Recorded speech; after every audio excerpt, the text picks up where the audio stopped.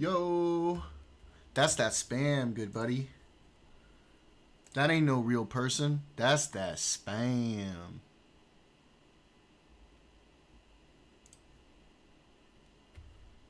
All right. Yep. Saw your thing. Jumped on. Point me to the sauce.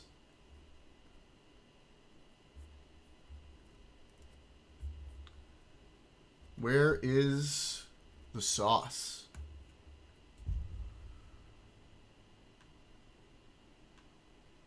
Nice. I'm sure we'll keep it to a somewhat short stream depending on like how much there is to go through at this point, but this could give us some good editing stuff. Some good stuff to earn it.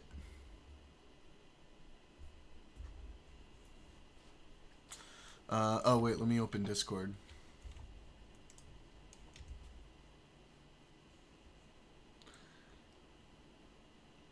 Anybody like watching? I saw that anything else was going, but you know, fuck anything else without Tiny.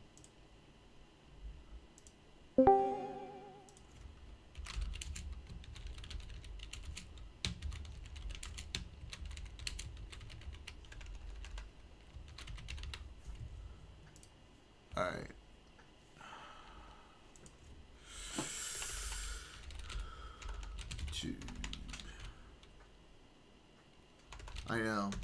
I know. It's a real shame. Such a shame.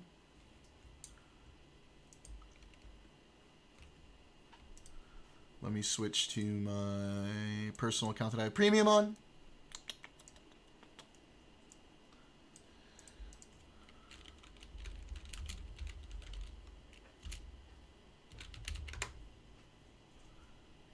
Four hours ago. Oh.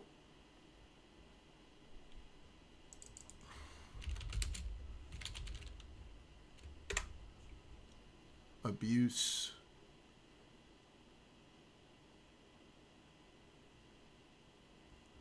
Is there just a video of just her saying it? Or is it just everyone reacting to everything? Do I have to like go to her VOD or something?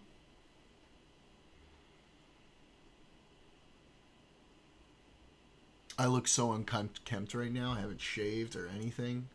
I just jumped right on.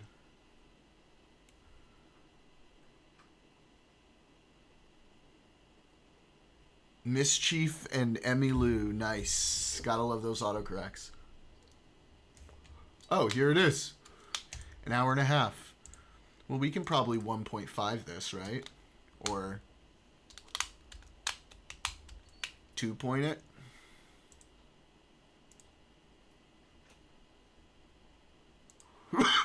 Let's see how she sounds at 2. You guys can probably tell, but today's not going to be a normal stream. Not going to, you know, watch videos or play games or anything today. I kind of just have a bunch of stuff that I wanted to talk about, and then I'm probably just going to go offline after. But yeah, it's, I mean, like, you guys know, I've been streaming for 10 years. Last week was kind of the first time that I ever really, like, spoke about a topic or, like, something that happened to me. And honestly, I'm really glad that I did, and I'm proud that I did. And, I feel like I have to see it to its conclusion, you know, if that makes sense. Not just for myself, but for, in a way, I kind of feel like a lot of people are involved, because it doesn't just affect me. So that's why, sorry about my voice, I'm very, very nervous in case you can't tell, but I knew that this stream, had to be done today, so, yeah, pretty much, yeah, so I guess, might as well get started, not, you know, stall too much or anything. I know there's a lot of people here who don't normally watch, and if you're wondering, yes, I do normally run 20-minute intros, and yes, my community at least claims that they like it. I think that they like it. Keep in mind, as I watch this, I know next to nothing about these two people, almost nothing about these two people. I know who they are. I know they are obviously big streamers, but other than that, I kind of don't know shit. So I'm not going to be able to make any commentary about knowing how any of them are. I'm just going to be going surface level off of what I'm reading here. No fucking clue. I know who these people are, and that's about it. Like playing songs for you guys, but anyway, yeah, anyway. We don't like it? Okay, well, whatever. Anyway, I'm probably going to stop reading chat now as well, but you guys are free to say whatever you want, obviously. So yeah, like I said before, it's been a pretty crazy week, and a lot of things have happened since the last time that I streamed in relation to what I talked about last week, the whole TwitchCon incident. Some other things happened that kind of pushed me to talk about Oh, I did a know lot of things that I about want the to talk about today. TwitchCon So thing. as you can see, I wrote out my notes, and not only Yeah, I did know about that TwitchCon thing. That shit was pretty crazy. I don't know if you saw that. That shit was pretty crazy. that, I have even more notes. So yeah, if it seems like I'm like reading a script or something, it's because I wrote super detailed notes because I wanted to make sure I didn't miss anything. So yeah. Okay. So, I think everyone knows about last week, the stuff that happened at TwitchCon. I was assaulted, and the guy was able to leave the venue, basically. Okay, so, like, intro, first thing that I want to talk about is, I did see the Twitch tweet that I believe went out yesterday. I was literally in a Discord call with my friends, and they were like, did you see that Twitch apologized to you? And I was like, wait, what? So, yeah, basically what I'm trying to say is that they put out that tweet. I was never apologized to privately. They put that out without, like, consulting me or anything. I didn't know they were gonna do that, so that was, yeah. I mean, I'm glad that, you know, they're trying to, like, take some level of accountability, but there's a lot of things that they didn't mention in the tweet that I feel like should have been mentioned. But anyway, more stuff's been happening behind the scenes. So I want to say that last week, everything I said on my stream was accurate, obviously, except for one thing. I was wrong about one thing. I was going over the tweet that Twitch initially put out, where they're like, oh yeah, this thing happened to a high-profile creator, you know, police were on site, we're cooperating with law enforcement investigations. What I was wrong about was, they were not cooperating with law enforcement investigations. Ziggs, I found that out. Ziggs, did you see that video? Did you see what happened?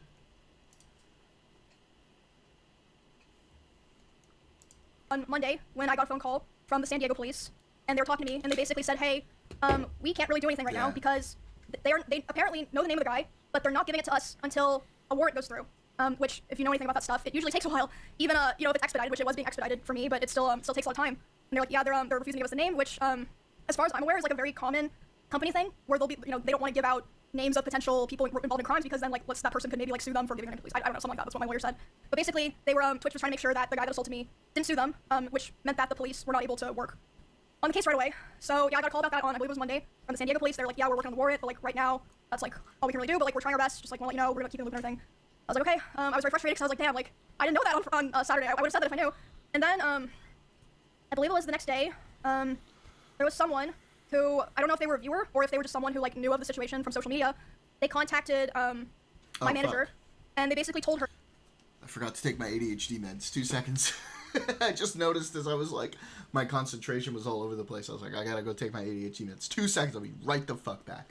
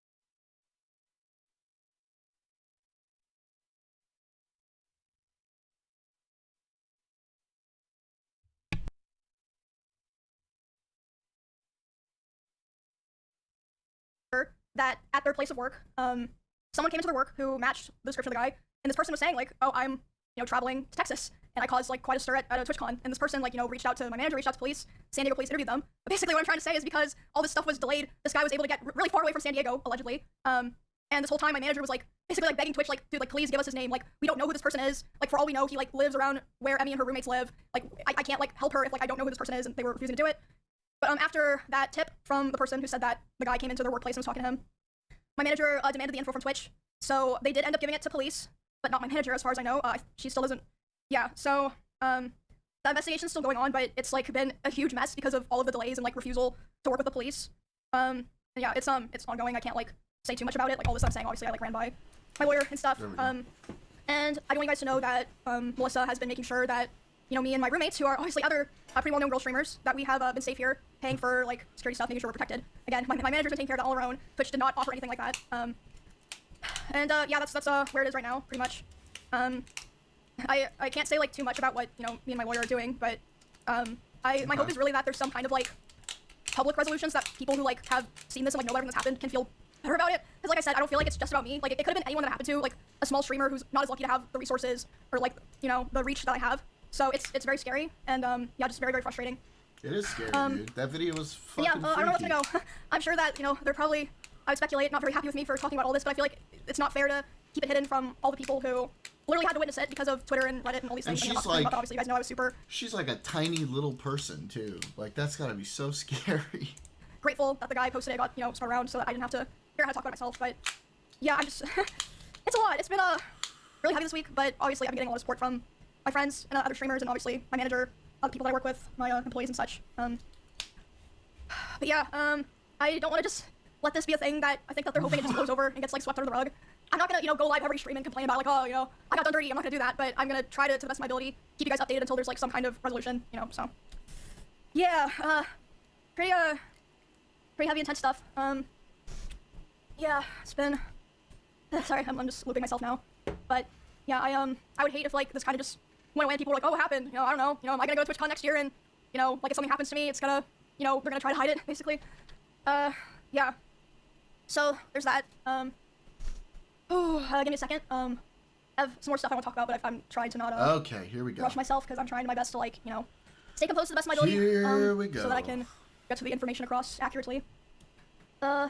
Thank you guys. Thank you for, you know, support and stuff. Like honestly, it's been shocking to me because, I don't know. I guess like whenever things happen, I would just kind of expect the bare minimum outcome, if that makes sense. So, yeah, I've just been very, very thankful. Very thankful and very grateful, and I hope that, you know, whatever comes out of this makes other people feel better. But regardless, like I said, I'm done with going to TwitchCon. Probably done entirely with convention streams. I feel like it's just time, you know. And I think that's probably true for a lot of streamers. The climate has, you know, really changed. I've been on Twitch for 10 years. Like, you know, I keep fucking repeating myself recently. And yeah, it's changed a lot, gone pretty big. And I think that's just, you know, the reality that you have to accept. But you know, maybe it's not a bad thing because, you know, you can go back to rotting playing games in your room. It's not so bad, right? Retirement? No. Not retirement. Definitely not. Because I'm the kind of person, I'll never give up. You're not gonna make me give up. So, yeah. Oh. Fortunately, I'm not done yet. Like I said. That's just, it's gonna be a bit. Was worried you're gonna quit? No. And I don't think Should I not, like, get to, like, the meat of her accusations? I kind of feel like I would be doing her a disservice if I don't watch her video. What do you think? I mean, I'm not really doing much else on this stream, right? So I might as well watch this, and I've got it at 2x speed. Yeah. Go to any other platforms because, I mean, first of all, where do I go? And second of all, I really think that, you know, this is something that was just, I mean, this is just me, you know, being optimistic, but I feel like it was just a case of, like, you know, we didn't realize that these things could happen, and we obviously don't want them to happen, and, like, you know, things will be better, and, I mean, I'm not gonna leave you guys because of, you know, something that someone else did. I mean, yeah, there's, like, other places that, you know, I upload content, but Twitch is, like, really my home. That's why, through all of this, I feel like most people, you know, I mean, I didn't make a tweet, but, like, it was probably, like, 10% of what I needed to say, while people make tweet a YouTube video. That's why I've chosen Come over to Kick, Emiru. We'll have you here. to do all of this live and, like, raw, because, it's just what I'm most comfortable with and what I've always done, so. Yeah, oh, sorry, my, like, emotional voice is so ugly. Yeah. I don't know, it's just crazy. I just never thought things like this would happen, or I'd ever be doing a stream like this. It just feels very strange, because it's just very, out of my element. I've never really, like, for the most part, commented on drama, or, like, self-inserted in situations, but I guess in this situation I'm kind of, like, stuck in the middle of it. Let's against my will. So it's like, if I don't do it, who else is gonna do it? I'm just gonna take a second. Sorry, I said that like 4 times, but this is, it's a lot. Yeah, I mean, like, I can really imagine being hesitant, being scared. She's about to drop some big shit in front of, like, I don't know what her viewership is, but probably like tens of thousands of people. And it's gonna go everywhere. This is kind of like a big deal. So I can understand why she's kind of freaking out about it like a little bit before she talks about it. That makes sense. Yo, man, bro, like, I could have come home, I could have worked on beating Cinna and Clint's fucking Mega Bonk scores. Now look what I have to do. So fucking annoying, I had to cancel my plans. Which reminds me, I don't think there's gonna be a Halloween stream this year. I don't think that's, realistic with, kind of the vibes of things right now. But I mean, is anyone gonna be mad at me if I do, like, you know, like a Halloween in November thing? Or, I mean, there's always next year, right? I mean, yeah, I mean, things happen outside your control. So, yeah. It's just crazy, but... Yeah, poor girl. I mean, thank you guys for listening to me talk and complain. Okay. Yeah, I appreciate it. So, the next thing, at the end of my last stream, I said that when I got home, I would be talking about some other things that I really did not want to talk about. But here we go. I feel like those things, developing independently of their own from the TwitchCon incident, go.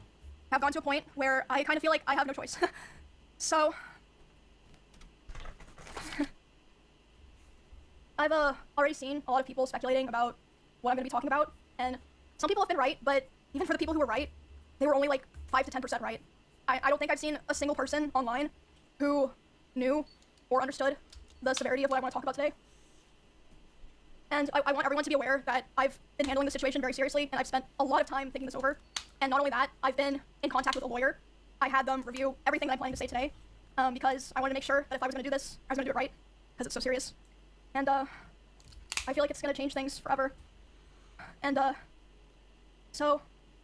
Deep breaths, girl. Come on, you got this. Today, I'm finally going to be opening up about and telling everyone... You know what, fuck this. I'm full screen in this.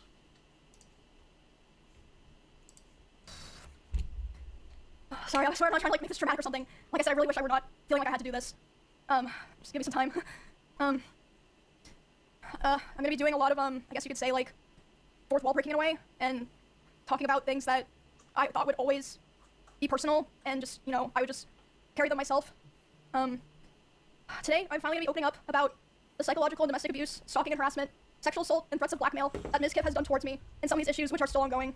For the entirety of this year, I've attempted to separate myself from him and not talk about him at all, and not talk about this issue, and just not make it a public thing. I always tried my best to keep this to myself, but like I said, I feel like it's gone to the point, which I'll explain later, that I feel like it just has to be done. And I have always believed in not condemning people or starting drama online. So I'm sure a lot of people are going to be asking why am I doing this and why now. And I would like to explain that before I get started, so that people understand what prompted me to do this today, and that it's not just on a whim or something like that. Okay, so like I said, I took a lot of notes, so forgive me if I just end up reading off my notes. The first and probably most severe reason is that one of the rules that I set for myself a long time ago about withholding this information was that if I ever felt like somebody else was in danger of being hurt, I would then make myself speak about it. And 2 weeks ago, actually 3 weeks ago now, I was informed by 3 separate people, one of whom was present for said incident, that he had done something similar to something that he had done to me. And someone in LA at the end of September.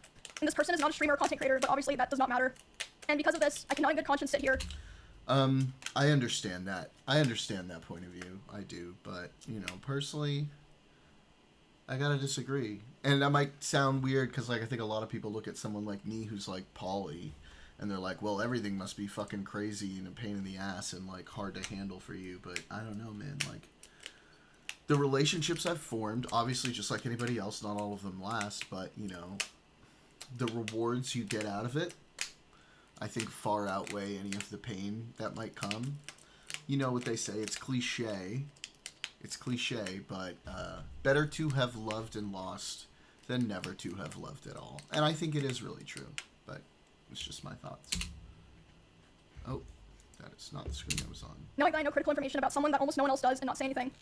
I think that most issues and dramas should stay private and off the internet. And I still hold that belief to this day, and I will hold that belief going forward. However, there are certain things that cross the line, and I say that the line has been crossed too many times to be count. There's a point where I believe that people deserve to know. I think that at a certain point, if you know a lot of things about someone and you don't say anything to look out for others, it's wrong. It's wrong to keep it to yourself. I don't want what happened to me or what has happened to other people because of him to happen to other people, and I don't believe he will ever stop behaving the way he does. But regardless, yeah, like I said, one of the main reasons I decided to do the stream is to come out about all of this because I can't hold on to it any longer because it feels wrong to do so. And an honorable mention reason for why I'm doing this is that for a while, he has been indirectly threatening me through my friends and people that I work with. They've informed me that he said that if I ever talked about anything he did, he would try to create a smear campaign against me in retaliation. I was told that he even approached other streamers who were close with us back when we lived together, asking them if they would join with him, and they all refused. At TwitchCon, he approached one of my employees, threatening them and saying if I ever talked about him, he would destroy me. Multiple people have told me that his plan was to claim that I kill animals, and that I killed my own rabbits, since I had several of my rabbits pass away over the course of 3 years while I lived with him.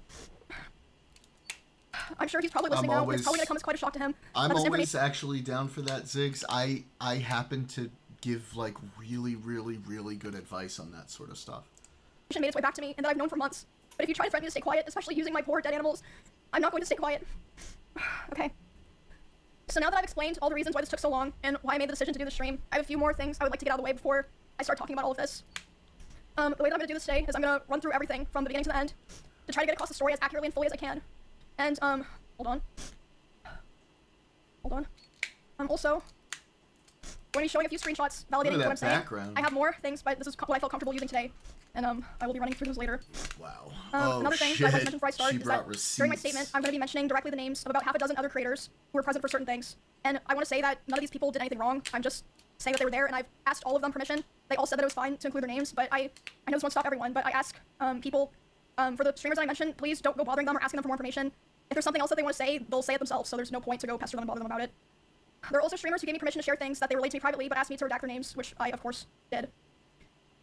And the last thing that I want to make clear is that not every person that I interact with or that I'm friends with knew the extent of all of these things, and in fact, most of them didn't, and some of them didn't even know anything at all. I tried to keep things private with my close friends, but if anyone during the past year ever approached me asking questions, I didn't lie and I told them the truth. But, yeah, I don't want there to be some kind of witch hunt like, oh, you know, you knew and this, no, a lot of people, you know, didn't know everything or didn't know anything. Okay, I think that's, all that I have to get out of the way to start.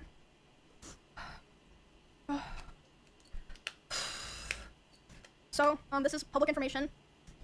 I initially moved in, sorry, I'm still sick like I said.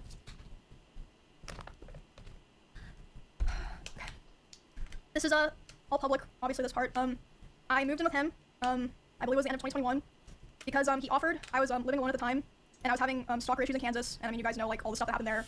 I ended up joining the org and everything, we did a lot of streams together, and, I mean, a lot of people already know this, but I'm just gonna come out and say it. We, started dating, we were in a relationship starting January 2022, after I joined OTK.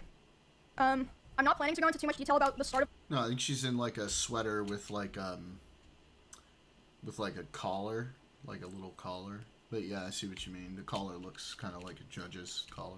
The relationship, because it honestly doesn't really matter at this point. It's irrelevant now. The only things that really matter that you guys need to know for the story are that it was, one, an extremely private relationship.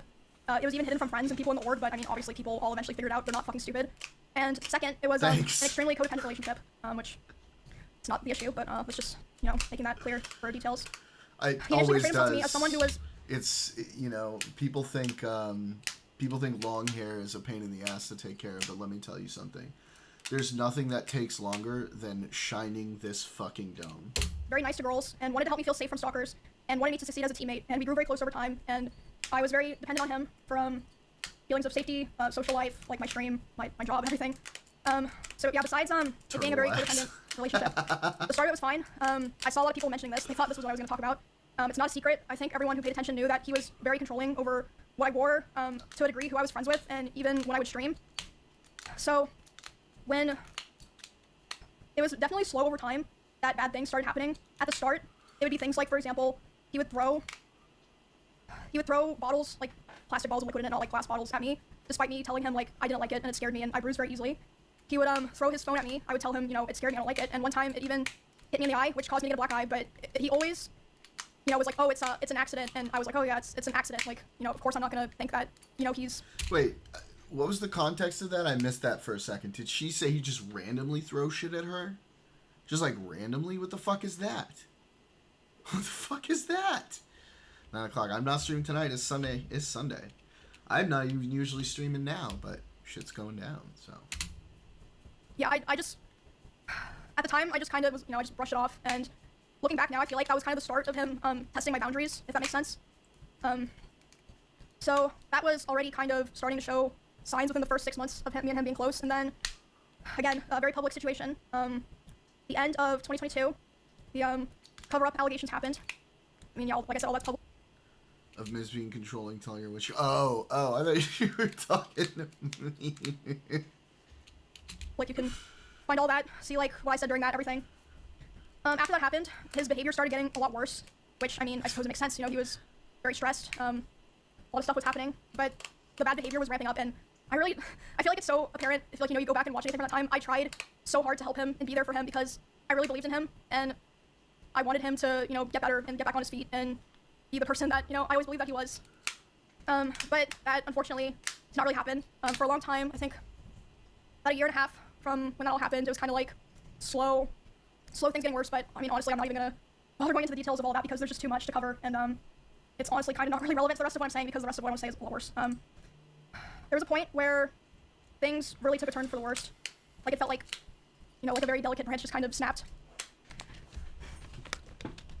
So, and again, a lot of people are, like, vaguely aware of this, but I'll explain it for people who aren't, you know, chronically tapped into all that stuff. Good. So, for a long time, after the, like, cover-up allegations happened, and he was, like, starting to kind of struggle on his stream, he never wanted to stream at the same time as me. Like, we really avoided it, and to me at the time it made sense, because, you know, I was like, well, of course, like, you know, we share a lot of community members. Yeah. If we're live at separate times, we're both gonna perform better, you know, it makes sense. But, yeah, we were never really live doing the same thing at the same time for a long time, with the exception of, like, things like events or sponsors or, like, you know, just special things. For a very long time, and a lot of you guys probably noticed that I would only usually stream on Tuesdays, Thursdays, and Saturdays. That was, because of him. And, now I stream whenever I want, but, the first time that we ever streamed at the same time was for the 2024 Rust Kingdoms event on Twitch. We were sharing drops, so it was the first time in a very long time that we were both going to be live at the same time, doing the same thing, basically. I know you're probably like, what the fuck's that doing anything? But, it'll make sense a bit.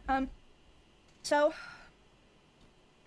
I'm live, he's live, we're both streaming, and like I said, you can go find all of this. This is public, there are clips of this. We're both streaming the Rust event, and I thought it was going really well. I thought everyone was having fun. I was like, oh, this is great, everyone's, you know, doing the same thing at the same time, we're all hanging out, you know, we're gonna have fun. Like, I was really, really excited. And then... Llama plays Rust, and he's gotten way into it. I guess I should probably get on that with him at some point. I just held off for so long because I've heard the community sucks. And it sucks playing online because people fucking grief you and spawn camp and shit like that. I start seeing in my chat, people start saying, unofficial Miz raid, and I'm like, what does that mean? And I check my Discord messages, and he's messaging me. He's saying, like, Emmy, you know, I'm gonna kill myself, I waited, or I'm gonna KMS, I waited so long for this. Because I do like survival games. Like, I played the fuck out of, like, Subnautica, out of, like, I don't know, just, like, name it. Like, I love survival games. Green Hell, all that shit. Etc. Basically he was upset because I had higher viewership than him. That's literally it. I had higher viewership than him. And like I said, this is during an event, so there were drops. Like, everyone knows when there's drops, like, it's not even fucking real, but, yeah, he starts messaging me, he's really upset. I tried to tell him, I was like, bro, you should come back and play. Everyone's having fun. Everyone's, like, wondering where you are. Okay. But, yeah, he ended the stream. And then I am still live, you know, trying to act like nothing's wrong. Check it out. And, in that house, I had a glass door, so I could, like, see this was happening. He was walking behind me, making sure that I knew he was there.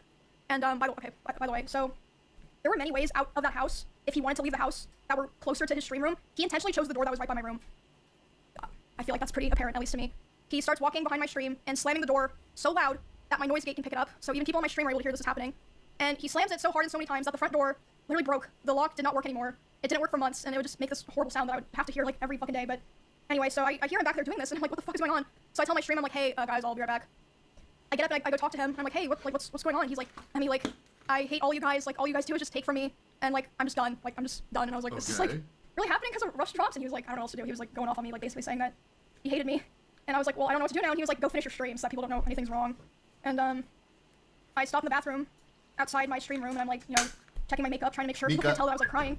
And, I'm only in there for, like, 30 seconds, and he comes and, like, zooms in the doorway. He's like, what are you doing? And I'm like, oh, I'm just checking my makeup. So I go back, and, I stream for a couple hours, to finish the stream. Hi. Do my best, to just, like, you know, carry on the show, basically. And yeah, after that, like I said, was when things started to get really fucking bad. It was like something just snapped. For the rest of the week, he streamed the Rust event. He got all the drop viewers. I'm sure he was very happy. I mean, good for him. And during that time, I obviously was, like, thinking and processing a lot of what happened. But, I mean, it was a lot because this person was at the time, like, kind of, like, I mean, it was, like, my partner and my best friend and, like, the only person that, like, I really talked to ever. Or, like, at least off stream. So, I mean, it was just it was a lot. But the very next stream, I went live about a week after that. And I announced that I was planning to move because I knew that I would have to move. So I was like, okay, I have to go live and say this so that, you know, kind of force myself to commit to it, right? Does that make sense? Obviously, I didn't move out right away, but after, like, all that Rust stuff happened was when the other domestic abuse stuff really started. He would Oh boy. destroy furniture in front of me. He would throw things in front of me and near me. Destroy walls. Again, you can go see this in some of his VODs in his bedroom. The holes in the wall. There would be times where he was upset at me, Ooh. and I would go to my stream room and literally lock myself in to get away from him. And he would be banging on the door and screaming at me. And at the time, he also would more often do things like going, like if we were driving in the car together, he would be going like 150 miles an hour, and like one time he even said like, well, now we're both gonna die, like threatening to kill both of us. And this wasn't like even necessarily because of me or like because of something I did a lot of the time.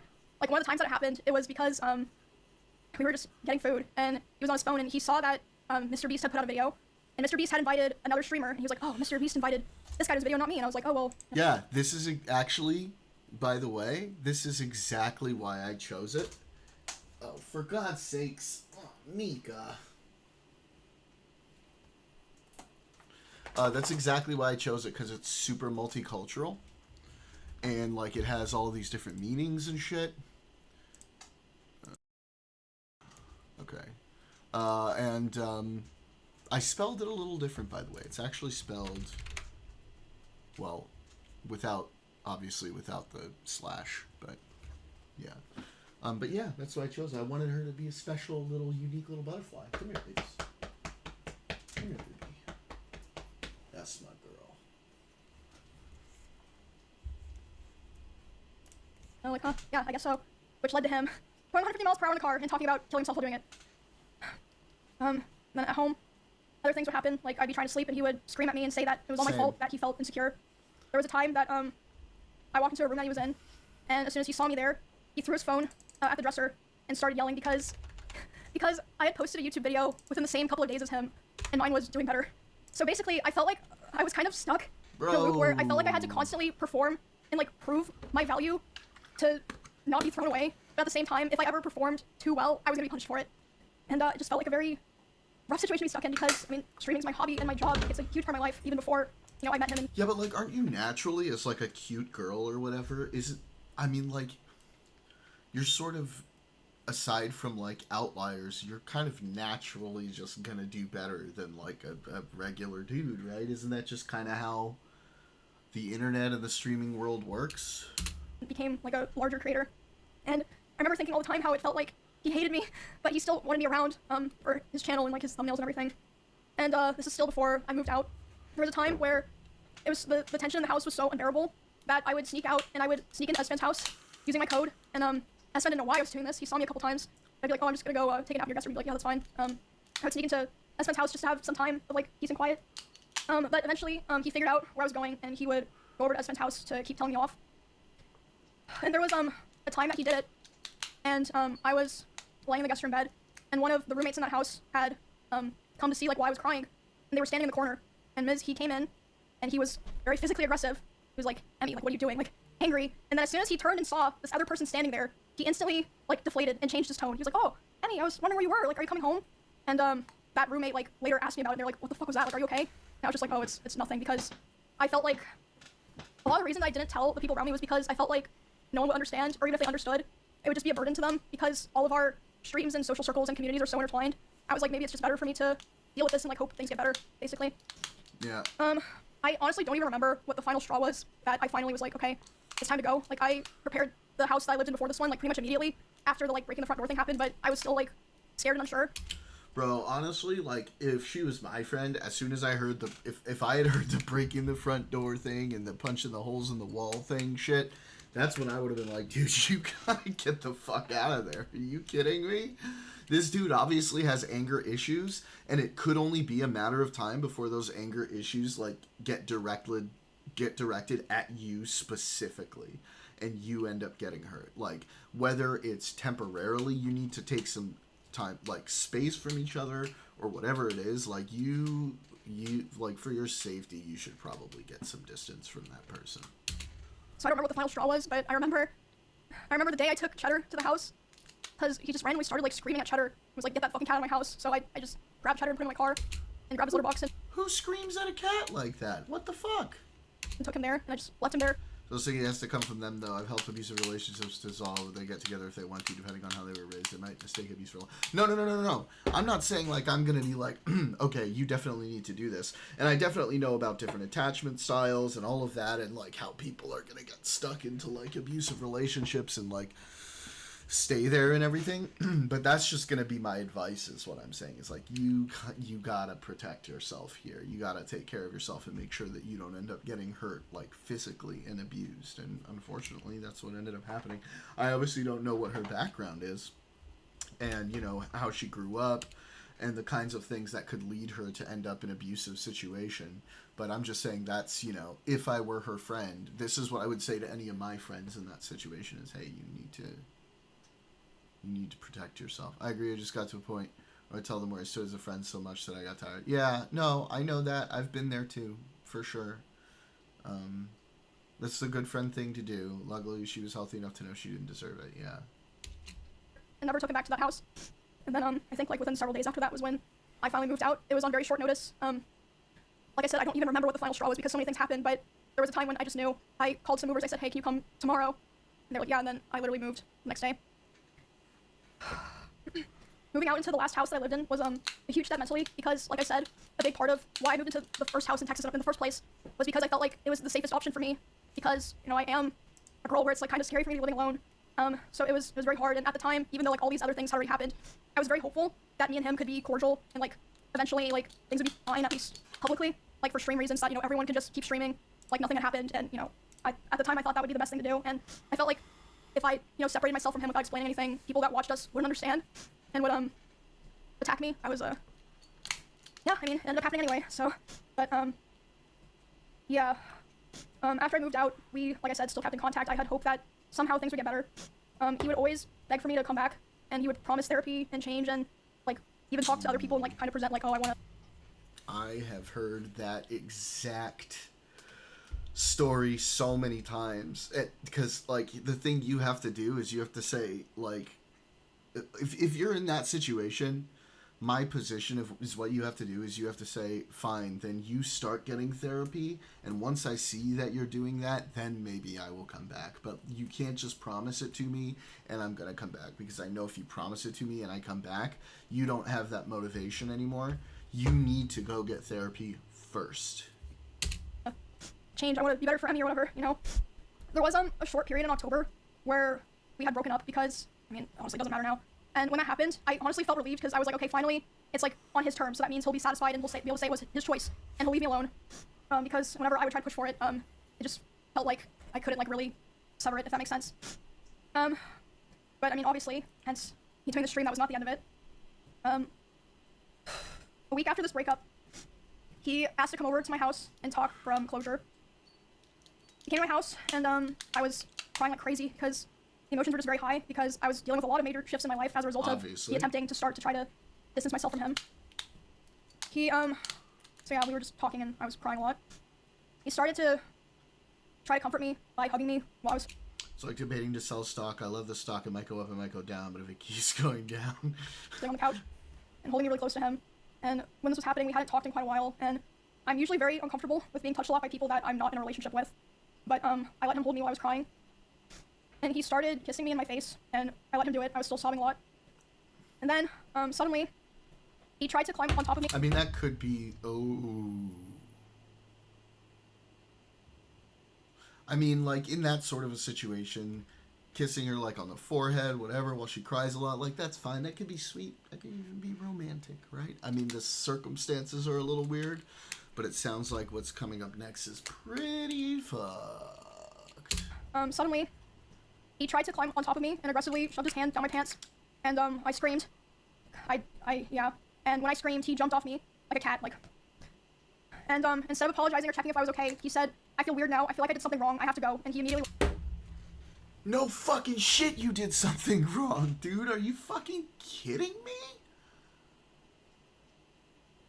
Are you fucking kidding me? Yes, I am a MILF. What the fuck, dude? Who does that? Oh, no.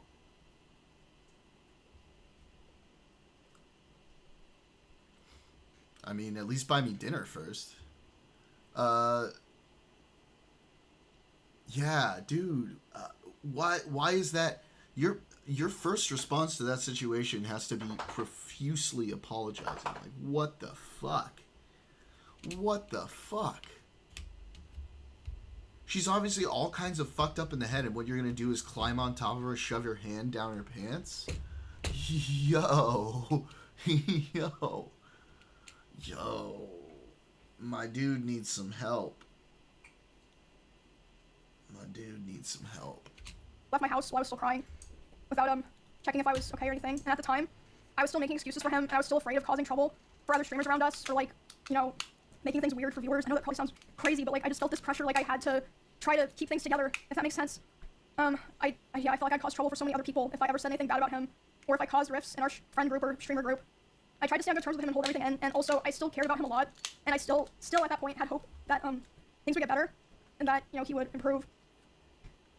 And he'd also always hammer into me how he never physically abused me because he never hit me, and he would coach me and tell me to tell people or other streamers who were asking about it because they were concerned. He would say tell them I never hit you, make sure that they know that I never hit you. Around this That feels like fucking foreshadowing. same time, this was during OnlyFans 2, so I guess like December-ish. He would often message me in the middle of my streams and berate me for things like playing the same class as him in WoW because he thought it would make people think that I was better than him. And again, like I said earlier, I felt like I was stuck in a constant loop where I had to perform well. All right. I feel like homie has now shown that he is exuding small PP energy big time. To not be thrown away, but if I performed too well, I was gonna be punished. And I actually wanted to show some of those messages because obviously a lot of these things, yeah, I'm not gonna fully read these out because I honestly just don't want to read them out, but I feel like I want to show them to like kind of show what I'm saying. Oh man. Here we go. Receipt time. And I am planning to probably post the VOD of this somewhere, so if, you know, you want to read this later, that's fine, I guess. And again, this was all happening while I was live. You can literally go find the stream and see me trying to deal with this while I'm live in the middle of a dungeon, trying to just play the fucking game. Oh, okay. I need to back up. How do I know it's not just someone who doesn't follow? Yeah, there's someone in DBS, but for the general. Thank you for the follow, Marcus. Ni hao ma. You really don't, you don't. How can I not take in dungeons? You straight up don't have to because you DPS. My group didn't have other warriors. Yeah, I know where this is going. I'm not dealing with it. I asked for a boundary and it's always cross. You don't know boundaries. I'm the bald. How can I not tank as warrior in dungeons? Because you aren't a tank. When I said the girl is Emiru. That's Emiru. Ain't me. I mean, I wish I had Emiru's numbers, but nah, that ain't me.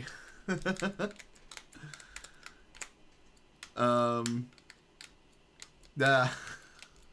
Sorry. Yeah, there's all these people coming in, they're like, oh my god, hot chick talking about stuff. Nah, just a bald dude. Just a bald Jew.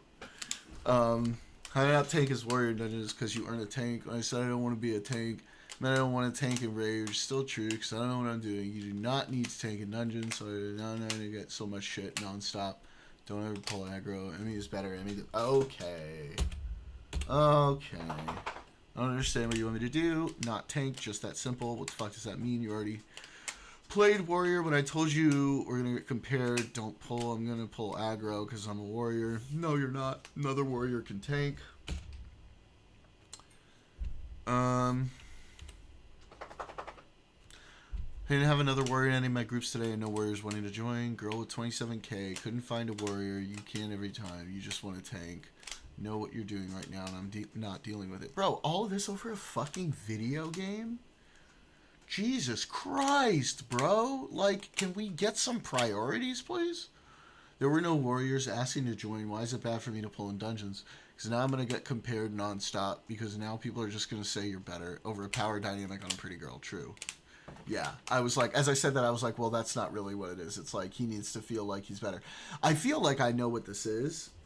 I mean, my psychoanalysis here could be wrong, but obviously he feels like if she starts to think So he's obviously very, very insecure, and if she starts to feel like if he thinks that if she starts to feel like she's better than him, because she's like pulling more people in video games, maybe she is gonna not want to be with him anymore.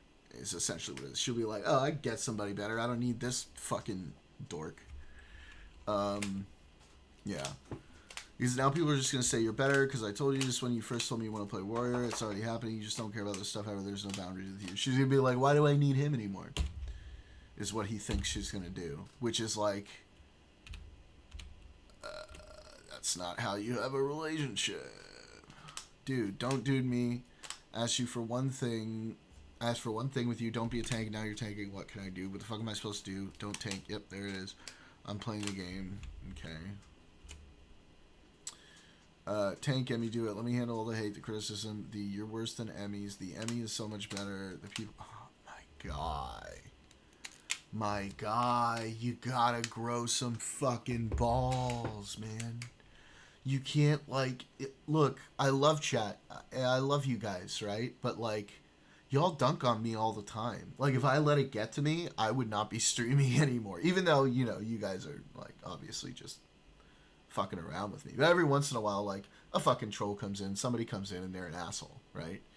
But like, if I let that shit get to me, like, of course I wouldn't do it. Like, you can't, if you're gonna stream, you just have to know going into it that there are gonna be people who are gonna be fucking assholes to you, and you have to be ready for that, and you can't let it get to you, because if you do, you're gonna crash out.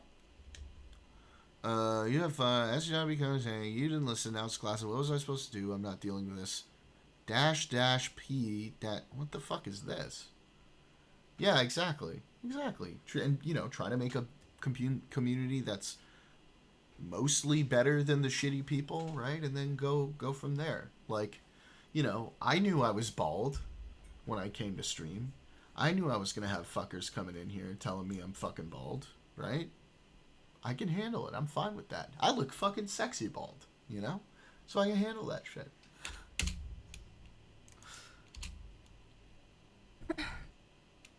Oh fuck, I think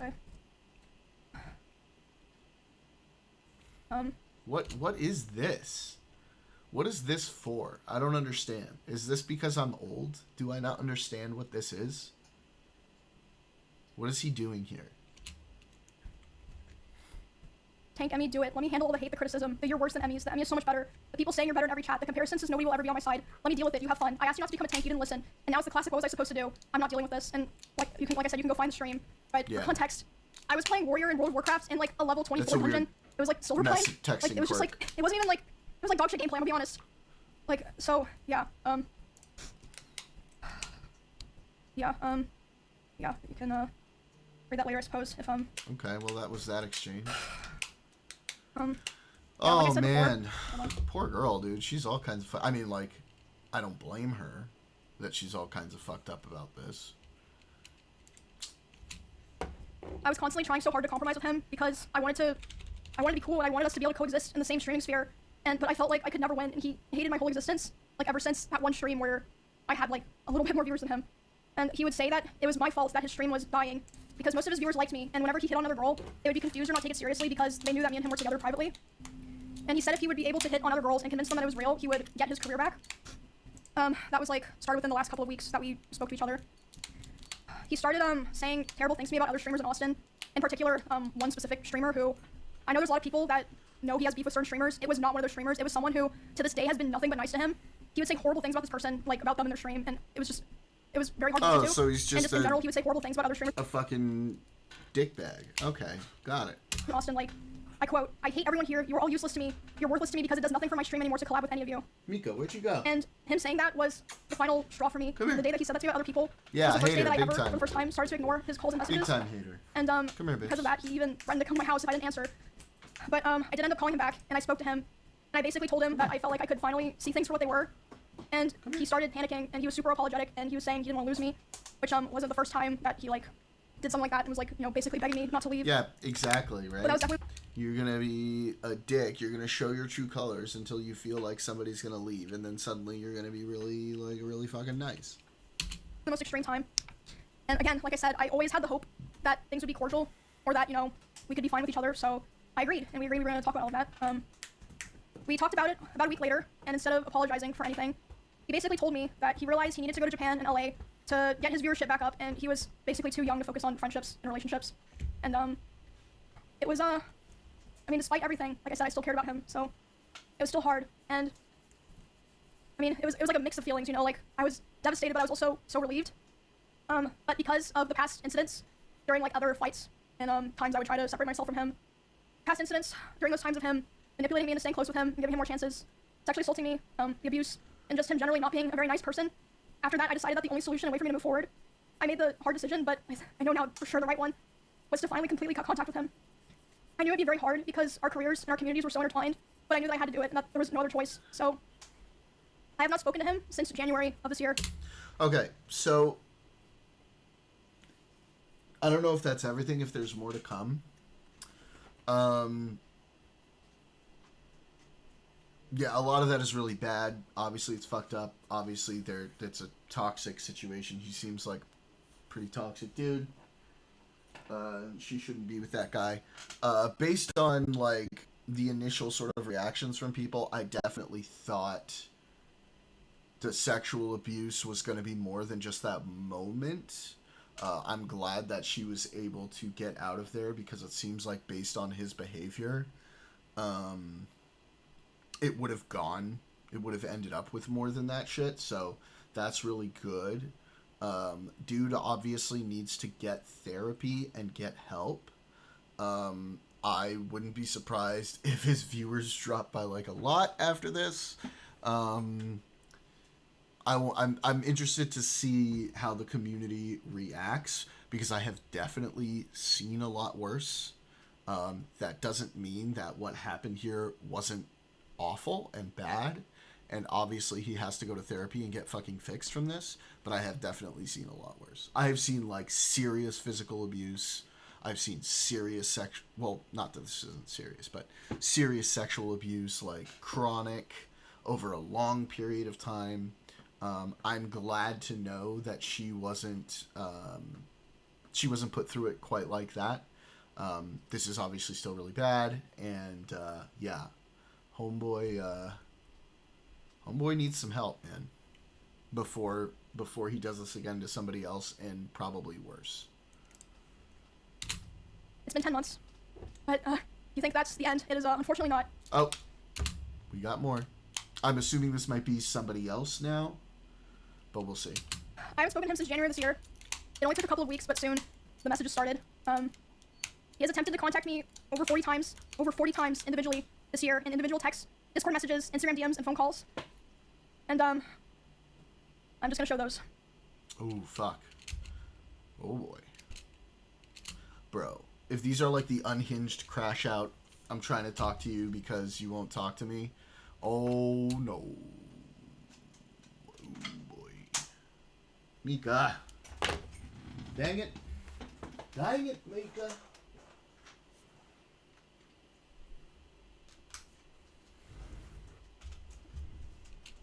Come on, up. Good girl. And at first, obviously I'm very sweet with my dog. I love her very much, right? I love the crap out of her. I treat her like a princess. I want to make so many shock collar jokes right now. I just want to like reach over and be like, oh, let me hit the shock collar. Which obviously you guys have seen. She doesn't even wear a collar. Not even like a regular collar. She's naked as the day she was born when she's here. That's right. So you can be comfortable. Oh, wait. Just to make sure you don't have recordings of me, right? I'm getting harassed that you do, and I'm assuming it's nothing. You know why I'm removed from everything? Why I'm kicked from OTK? Nobody's answering my calls, and I don't want to bother you, but I'm panicking. I don't understand what's happening. Please communicate so I don't feel isolated, hated by my own org. I just want to be okay with each other. And at first, he's crashing out. At first it starts simple. Be confusing messages, or like him expressing he was worried about things. So I just want to be okay with each other, and I feel with our streams and lives you shouldn't have this feeling. Came home and feel terrible. Feel so odd that I cannot talk to you or anyone and just know what's happening. Can you please respond? I understand I'll just leave you alone, but I would really appreciate if we can talk. I won't text you again after this. I really do want to talk if possible. Like, at first it wasn't anything weird.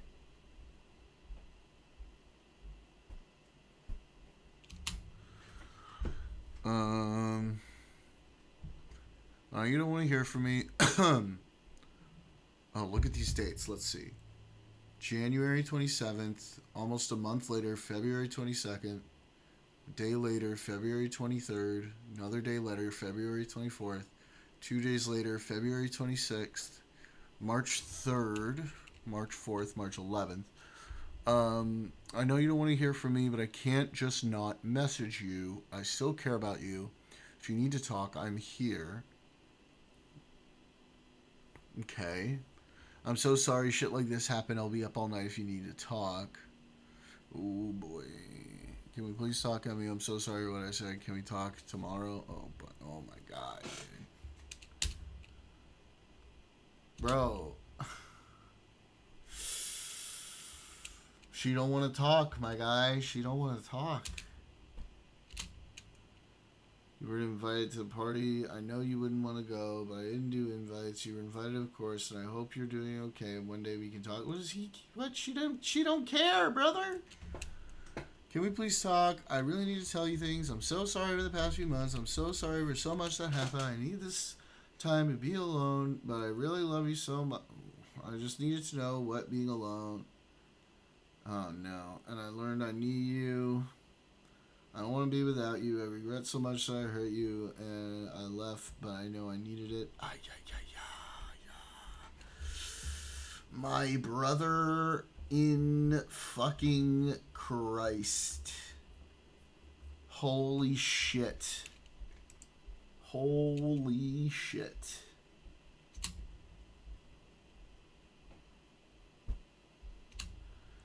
I'm so sorry, but it's okay. We saw that one. Please call me. I haven't stopped thinking about you in months. I know what I want, and it's you and only you. That's not the problem, my guy. That's not the fucking problem, my guy. I've been nothing but miserable without you. I love it. It's all about you.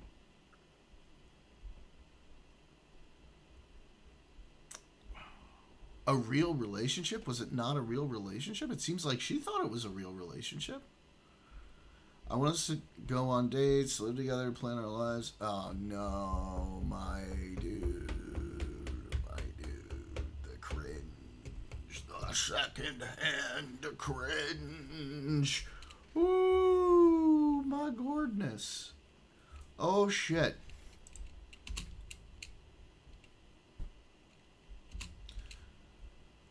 Just hear me out. I wrote out a lot of how I feel. I've been writing so much and learned so much about myself. Just please, if you can hear me out. I love you so much, Emmy. I've been crying every night without you. I'm sorry I haven't been doing anything. I've been so depressed. Oh, man.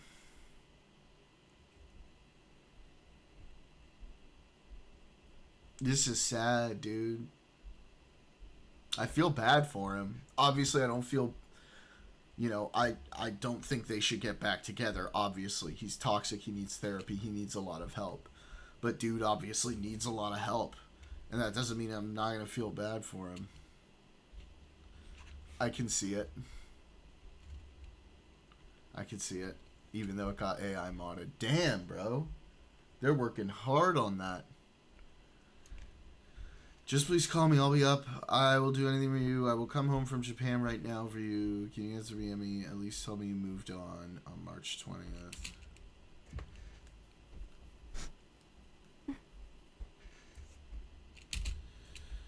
You'd be willing to talk. That's April 11th, almost a month later, May. Hey, I know it's been a while. I just want to say I'm going back to Austin next week, and I think that you guys should at least be able to talk, communicate with each other. I'm going to be also doing a lot of collabs, and I know you've been doing a lot of collabs lately, and I feel we should be amicable with each other, so it's not weird, because we're both now doing a lot of collabs, I'm assuming that means. And I feel like it would be really weird, considering we're both also in the same, or that we're just not talking to each other at all, and have zero communication. I want to come back and for us to at least be... This is not someone who loves or cares about you. okay. I don't want need to talk to you about anything in terms of relationship. I just want to talk to you in terms of business, also just overall collaboration. So I think we should have a conversation if you can call me sometime this week. I think that would be great. Hope you're doing well. If we can't communicate, we're going to continue to not talk. This is only going to get weirder and weirder. As we're both invited to the same things constantly, we are both involved in awesome activities. It's best for both. Oof.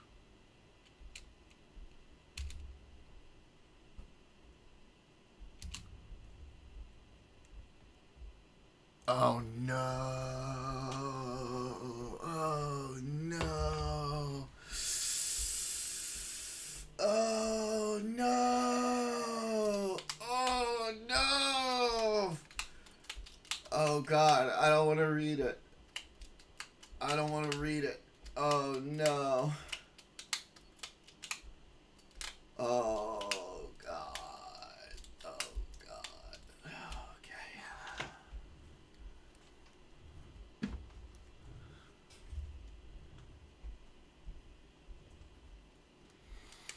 This is gonna be rough. Okay, here we go.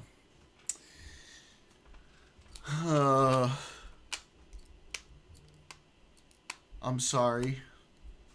Not a day has gone by in these last 4 months where your final words to me, "Don't go," haven't echoed in my heart. Oh, I walked out your... Wait a minute.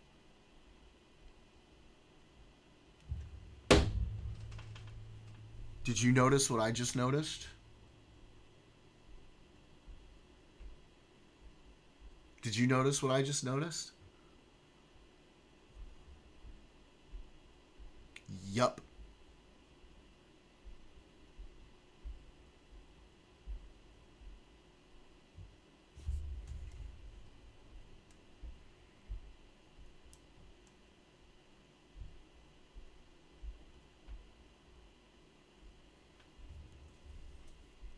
Oh my god. My guy. Look, if you're gonna do the AI thing, that's fine, but you can't leave that in there. Everybody knows. Everybody knows.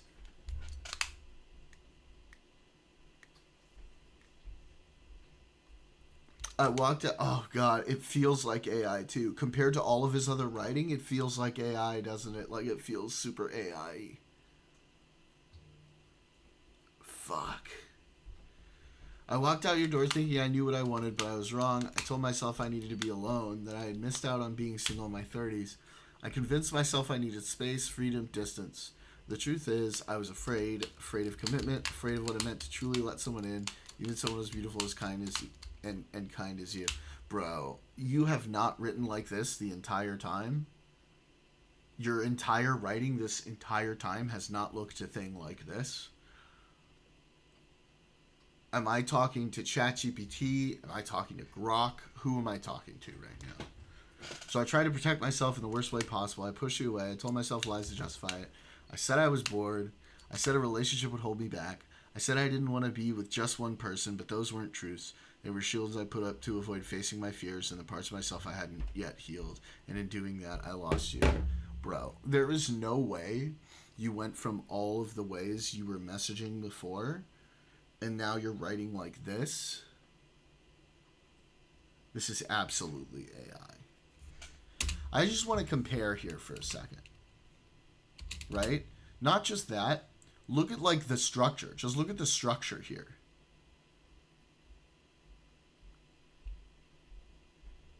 Like the way that he writes is more stream of consciousness, right? This is like structured writing. This is absolutely, if not fully AI, like at least he ran it by AI and like edited it back and forth with the AI. But like my brother, if you're gonna do it, you can't leave this in there. You can't leave these in there. Mizkif, if I can give you one piece of advice, if you're making your AI messages, you gotta get rid of these. Everybody knows that's the telltale sign because normal people in 2025 don't use this when they're messaging each other, okay? You gotta get rid of that. Oh, there's more. Oh, no.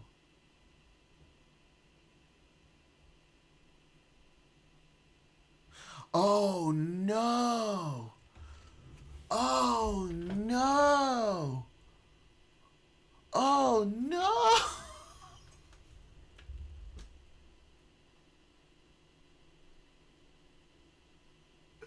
Oh, fucking no, dude. This is so AI. Oh. Oh, fuck. This is so hard to read, knowing that. Oh, my God. The last 4 months have been the hardest of my life. Whatever people may see on the outside, online or anywhere else, know this. I've been lost without you. I've missed you every single day. I've cried more times than I can count just thinking about your smile, your laugh, the way you'd say "merp" or make those. Oh gosh. I mean, I'm not gonna lie. That's probably pretty cute. Or make those little sounds when you were happy. I even had to unfollow you at one point, AI dash. Not because I wanted to forget you, but because seeing you reminded me so painfully of how badly I messed up. This doesn't match any of his prior writing at all. This doesn't match the cadence. This doesn't match the vocabulary. Nothing about this is like his prior writing in any way, shape, or form, whatever. Um, because I want to forget you, because seeing you reminded me painfully how badly I messed up. I love you, Emmy, I always have, and I know now I never stopped. I know our time together was far from perfect. My mental health weighed heavily on us both, and I'm so sorry for what I put you through. You carried more than you ever should have had to. But I'm working on myself now, really working. I've started treatment. I'm on Lexapro and propranolol. Ooh.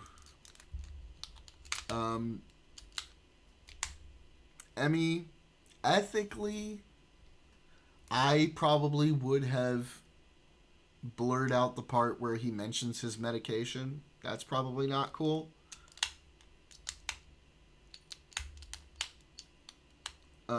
No, he probably was going back and forth editing it with the AI, right? Like, hey, here's what I want to write. Here's some things. Why don't you give me some advice or help me clean it up or make it look better? Like that sort of thing. But, like, if I were her, I probably would have blanked those out. You generally, yeah. Generally, you probably don't want to spread around somebody's medication that they're on, even if he's a fucking twat being a twat bag with you. Like, you probably shouldn't blast that out for the world. For the first time in a long time, we'll bleep it, yeah. For the first time in a long time, I feel clarity. My emotions aren't running wild anymore. I think more clearly. I feel steadier. I'm learning to be the man you always believed I could be. My guy, I put my hands on your shoulders, my dude. It's over, okay? What you need to do is you need to take that better self and you need to move that on to someone else. Be thankful to Emmy for being the person who pushed you out of being the person that you were before and carry that on into a better and healthier relationship because you're not repairing this one. It is done, my guy. It's done.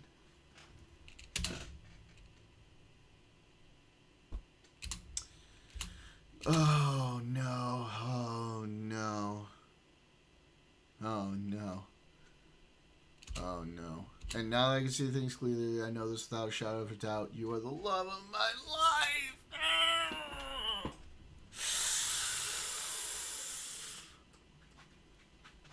Oh, every night we spent watching shows, every silly conversation about cheddar. Bro, you screamed at the cat. What are you talking about?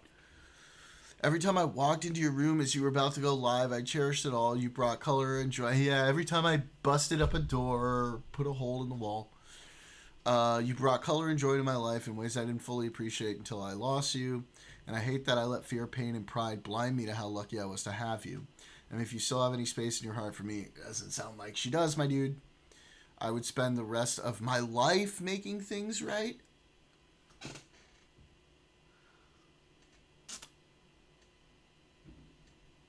Loving you the way you've always deserved to be loved, this time fully. I'm leaving for LA, but I would make it work with you, even if we start small. It's always been Matt, and I mean, it still could be if you'll have me. Dash Matt. Oh, nice little AI touch at the end. My guy. This is it. This is it. This is your sign, okay? Keep making yourself better. Do it with somebody else, okay? Because this ain't gonna happen, all right? This thing, it ain't happening for you, okay? She's done. She's super done. She hasn't responded to any of your messages. She hasn't done anything to try to make things better. She doesn't seem like she wants to make things better, okay? She's done with you, my guy. And if you are doing better, that's a good thing. What you need to do is you need to take that and you need to go ahead and find a better, healthier relationship for you, for whoever this girl is. Use these things you've learned and build something new. There's a lot of people out there, okay? And I get that she's probably a big catch. Obviously, she's Emiru. She's a big catch, right? But, like, my dude, you blew it. Move on. Find another e-girl. That was kind of harsh. Sorry.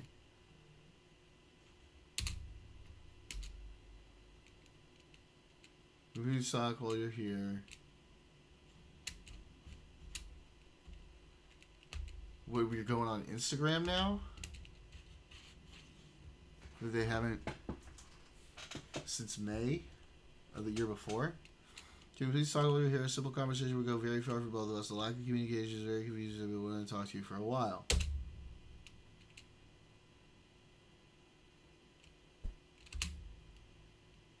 Okay. And keep in mind, this is only things that he sent to me. I can't document all the things that people told me that he was saying. And, There's more? There's more that other people were saying he was saying? Ooh, Jesus. Oh, no. Just kind of a funny side note, I guess. I would like to highlight this message. Because, it doesn't really matter, but I ran it through the ChatGPT. How about your boy? How about your boy?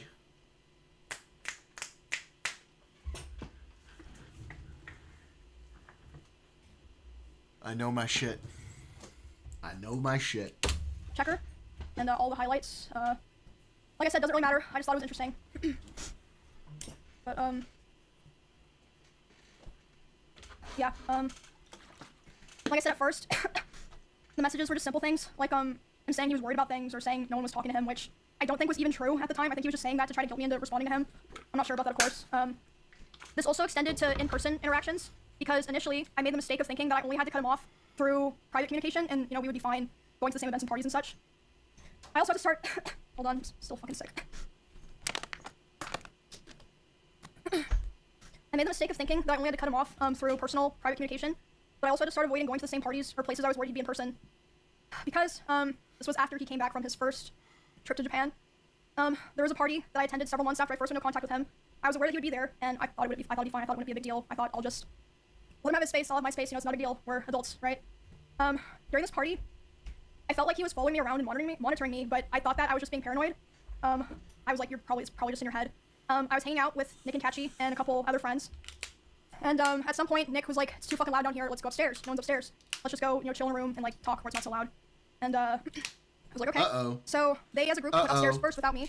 Yeah, then she's gonna go up and Mizkif's gonna be like, where'd she go? She go somewhere with a boy? What's going on? I'm jealous. Where'd she go? I betcha.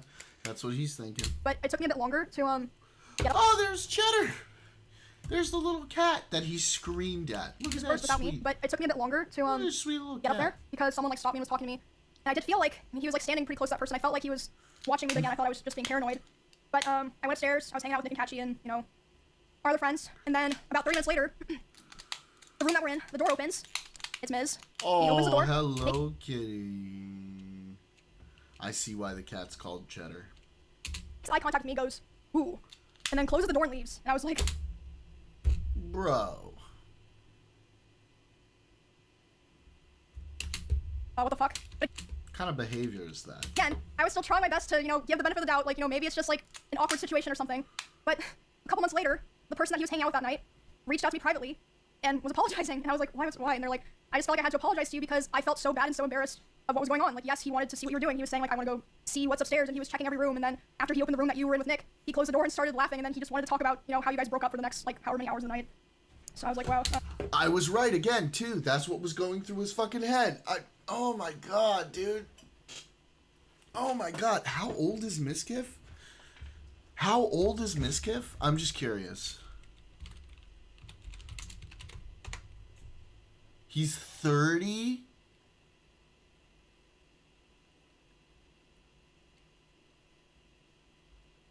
So he was like probably late 20s when this happened. I don't know the exact year they're saying, but Jesus. Oh my god. Okay, that's good to know, I guess. The next story, that I want to tell involves what happened to me, Valkyrie, and Cinna earlier this year when we were attacked at the Santa Monica Pier. Because, that was obviously... Well, let me close all these fucking texts. I don't want to look at them. Oh, dude. I love the Santa Monica Pier. Fun fact about the Santa Monica Pier, that is one of the best places to play Pokemon Go. Just, if you're ever in LA, best place to play Pokemon Go. I've gone there quite a few times when I wanted to get my Go on. Stop.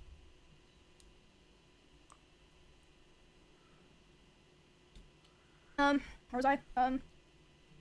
Yeah, so, yeah, it happened March 3rd of this year. A lot of people were talking about it, talking about how me, Ray, and Cinna were attacked, which was not an issue. Like, we had no issue with that. Like, obviously, it's big news. People are going to talk about it. It should be talked about. We had, like, no issues with anyone talking about it and covering it, and that included him. I was fine with that. He joined in on that whole thing of people going live to talk about it. And again, I'd like to remind people at this point, we were already a couple months into me being no contact with him, making it clear I didn't want anything to do with him. And so during this stream, he was covering what happened to me, Ray, and Cinna. He decided that he was going to tell more of my personal stalker stories that I've never personally talked about or shared publicly myself.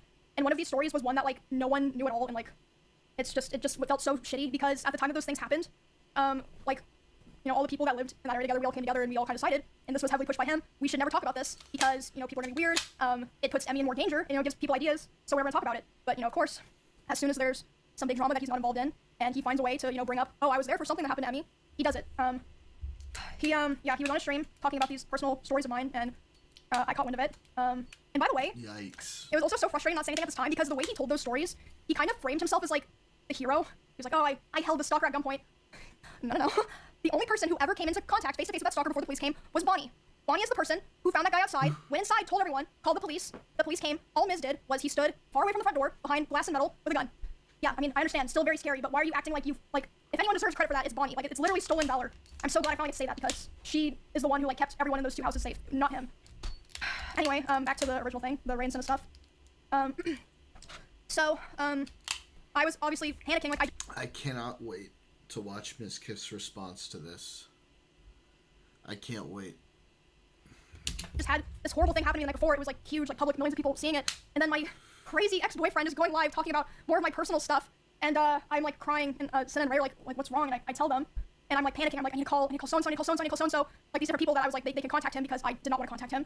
So, Ray, Cinna, some of me and Miz's mutual business partners, and Asmongold were all, messaging him to stop. And by the way, Asmongold told me that he tried to call Miz while he was talking, and it rang 3 times and then hung up, which means that he saw it. Oh. Well, that's nice of Asmon. I don't know too much about him other than his political takes, and his political takes are fucking rank-ass dog shit, so it's nice to see another side of him being kind of like a stand-up dude. And he just wanted to be able to keep talking, because, yeah, anyway, just a little note. I don't know exactly what, like, the other people said to him, but Ray and Cinna told me that they were messaging him being like, bro, like, stop, what are you doing? Like, why are you doing this? And he was messaging them, who were also equally as traumatized as me, of course. They had gone through... Just reminds you that people are multi-dimensional. The same thing. Oh, what am I doing wrong? I'm letting people know what, you know, girls go through. Was that your job? Well, anyway, yeah, that all happened a couple of months into me being no contact with him. And yeah, he was arguing with Ray and Cinna while they're trying to be like, bro, like, stop, like, you're making it worse. He finished talking about my stuff and then reacted to Cinna and Ray's whole stream where they were crying, addressing their communities, made sure to react to that, and then immediately went offline. So yeah, that was a terrible weekend. I got threatened to be stabbed, and then the next day, my weird ex was going live trying to self-insert so that he could make sure to farm his own clips. After that incident, his attempts to talk to me only ramped up, which I showed those texts. He went back to Japan, and during that trip, he was texting and calling me, trying to call me quite a lot. begging me to take him back. And at the same time, I heard that he was reaching out to quite a few other streamers who... Yeah, like, what is going through your head that, like, after that you're thinking she's gonna want to take you back, my guy? What's going through your head there? You just acted like a fucking child and, like, aired a bunch of shit out in public. Like, what kind of girl's gonna be like, oh, yeah, please take me back? Like, you're expecting... Here it is. Here's what it is. He thinks like he's fucking with her head, that she's, like, emotionally attached, and the shit that he does is gonna fuck with her brain. But it's not. Like, she's moved on. It's been a few months. She's not interested in your fucking bullshit, dude. And, like, you being, like, unhinged just makes her see you as fucking weirder and shittier. Know both of us. And he was crying to them about how he wanted to get back together and how he thought someday we would reconnect and eventually get married. I don't think he even meant that, but I hope not, but... Yeah, that was not good, dog. I assume he did that with the hope that they would relay the messages back to me since I wasn't talking to him. And, I mean, some of them did. I also had a couple other streamers report to me that he would obsessively watch my stream, and not in a, like, oh, I wonder what Emmy's doing right now, way, or, like, having my stream open. Like, he would be obsessively and attentively hate watching my stream, like, watching my stream and just saying horrible things almost every time that I've been live this year. And they tell me that he would want to discuss how he believed I still wanted him. Interesting, considering I never replied. Bro, I am on it today, my guy. I'm like saying everything before they say it on the stream, before she says it, before she pulls up the AI. I'm killing it. And he would ask other guys... It's really sad, though.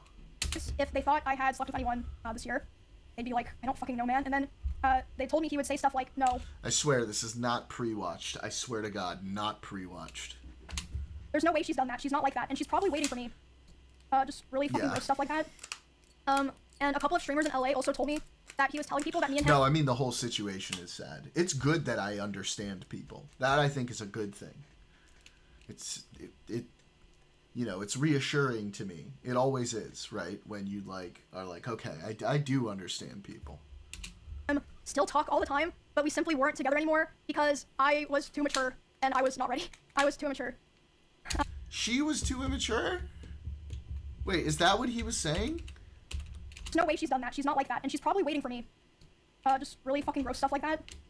And a couple of streamers in LA also told me that he was telling people that me and him still talk all the time, but we simply weren't together anymore because I was too mature and I was not ready. I was...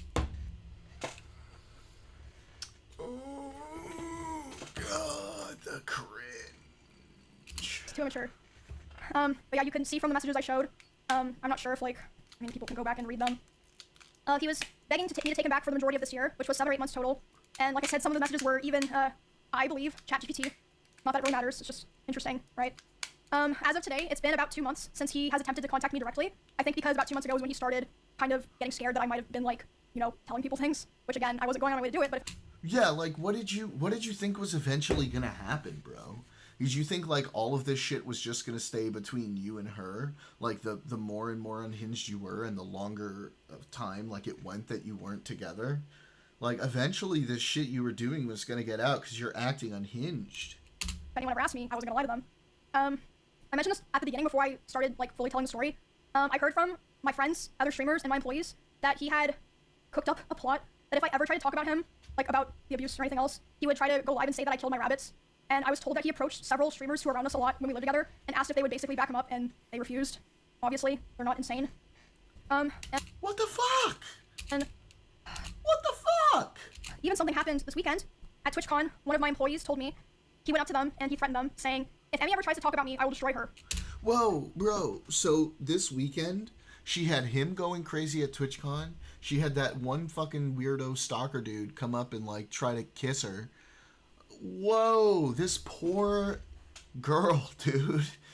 She can't, I mean, like, she's like a tiny little thing, right? Like, that's gotta be fucking scary as shit. Whatever that means. And within the same night, he also texted one of my best friends, and he would have known that I would have been with this girl. He texted her saying, hey, worried about her, hope she's okay. You know, right after he just said to my employee and other people that he was gonna try to destroy my life. Yeah, all in the same night. And, yeah, that was Saturday, so that pretty much leads us to today. Because I only watched Mizkif's side, and he said she neglected those rabbits today to death. And that was a lie, right? This is obviously a lie, apparently. Did he provide any other like information, or did he just kind of say it out of the blue? I don't know. We'll watch it. We'll watch it in a second. I feel like it's clear I've spent the last year of my life cutting him off and building a new life with people that actually care about me and doing my best to move on peacefully without causing any drama. You fucking go, girl. Good for you. Good for you, dude. That's so good. I'm always so happy to hear that. When somebody who's been through some shit like this, like, takes the time and makes that effort to surround themselves with good people who, like, support them and make them feel good about themselves. Like, that's always such a good thing to see. You know, like, I've watched friends, you know, go from one side to that other side, and it always makes me so happy, dude. It always makes me so happy. I did not want to do this. A lot of other creators actually told me that after his other allegations in 2022, if I wasn't the first person to stand up for him and start appearing on his channel again, they do not think that they would have gone back to helping him with his content. Wow.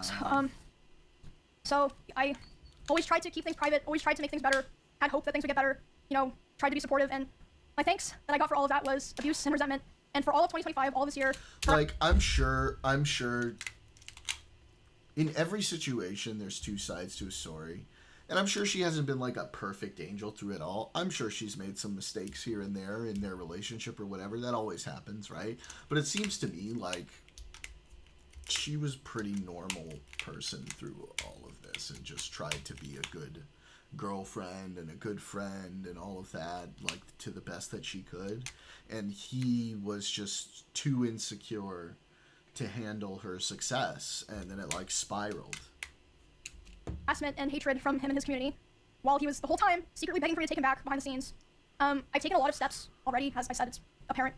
I've taken a lot of steps to restructure my life and be a lot more careful about who I help and who I invest my time and my care into. And I'm doing a lot better now, but I felt like this was a necessary strain because, like I said at the very beginning, I have heard that he has done things to other people that aligned with some of my own experiences, so I felt like it would be wrong for me to keep holding on to all this information. I know I stayed for way too long, and I thought that I could help, and I unfortunately learned that I couldn't, but I worked really hard to have the life that I have now with my friends, my family, my pets, and my community, and I'm so grateful for how things are now. It was very difficult, but I'm very proud of myself for making the choices that I did to end up where I am now, and yeah, that's my story of dealing with abuse, psychological and domestic abuse, sexual assault, and stalking, and being threatened on if, you know, I ever talked about it. And this whole time, it's been kind of hidden in plain sight away from hundreds of thousands of people. And, yeah, I know that me saying all of this probably isn't gonna make him or what's left of his community leave me alone, but sorry, voice crack.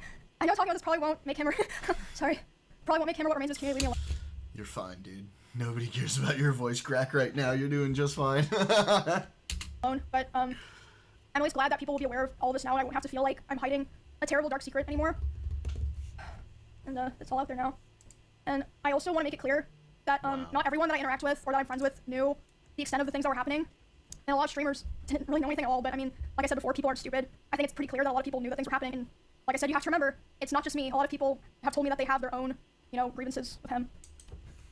But for the people who did know about this, thank you for being there for me through all of this, and supporting me and cheering me on. And there were a lot of people as well who, even though they didn't know anything, without asking any questions, they still were very kind and supportive, and I will always remember that for the rest of my life. Poor girl. I also want to say just so people know that I'm not just trying to, like, how put this out old there is and she? then, you know. She seems so young. She's 27? You look so good for 27, kid. Holy shit. So, I am already in the process of filing a restraining order on him in both Texas and California. And I also wanted to say that I would not be surprised if he tries to sue me for the stream that I did today and for coming out about him. Not because he thinks that he would win, but for PR reasons, like a slap lawsuit. It'd be interesting if that happened, and I wouldn't be opposed to people finding out more of the truth and things I didn't even talk about today, and what else he's been lying about. And I'm sure there's also plenty of things that even... Oh, we're just getting started, I guess. Oh, it's just getting started, I guess. Oh, fuck. I don't know about. And, yeah, there's more things that I didn't even talk about today, but I'm hoping that now that I have this out, this is the last time I ever have to talk about it. I can be like, okay, I got it out there. I'm not withholding this anymore. It's out there. And, yeah. I guess that's, pretty much it. Definitely not how I would have liked to spend my Saturday. I would have loved to, go to karaoke with my friends. or something like that instead. A lot of people like karaoke, right, guys? Yeah. I think that's it. I'm probably gonna take some time off. I'm not sure. Like, I genuinely have no idea what the response to this all is gonna be like. I really just want to, like I said, do my best to move on from this, because I've already been doing that for a year. Like I said, I feel like that's pretty clear. Yeah, that's pretty much it. Thank you guys for today. Jeez, man. I asked my editor if he would put this on YouTube for if you guys want to look at, you know, any of the things that I shared today. This is a But like I said, TwitchCon all of girl. the streams I referred to today are public. You can easily find them.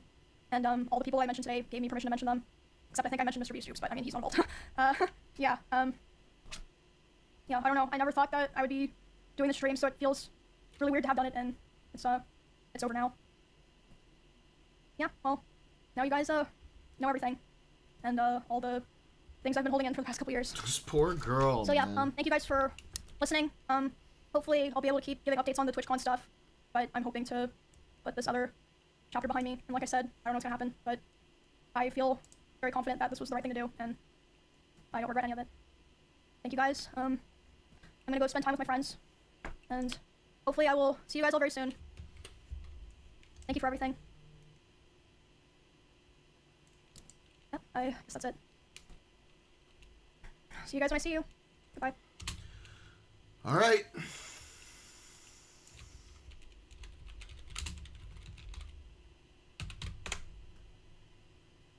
Here we go.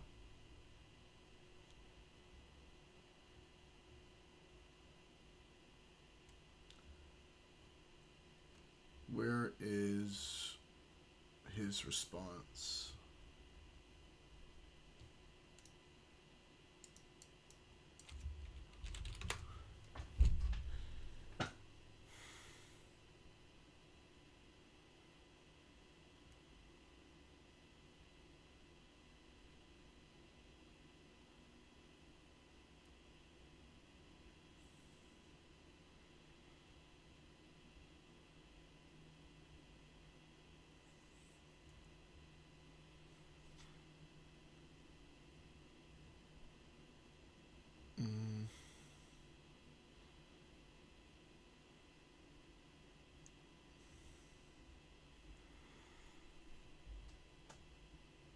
Is his response on YouTube or what? Or is it just reactions?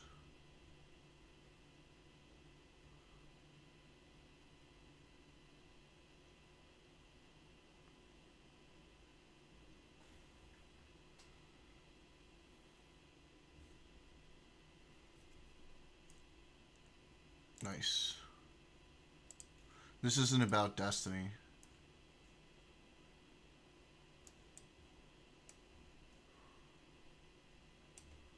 Oh.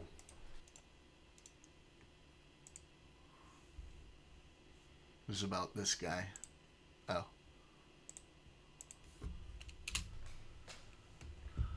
Yo. Is this goodbye? No. Oh, got you. It's not goodbye. Not at all. Yo. Yo. Explain yourself? I will, promise you. We're not playing Marvel Rivals today. Tom, pick this up, appreciate it. Yo. Yo. Hey, new viewer here. Why is everyone? What up, Walnuts?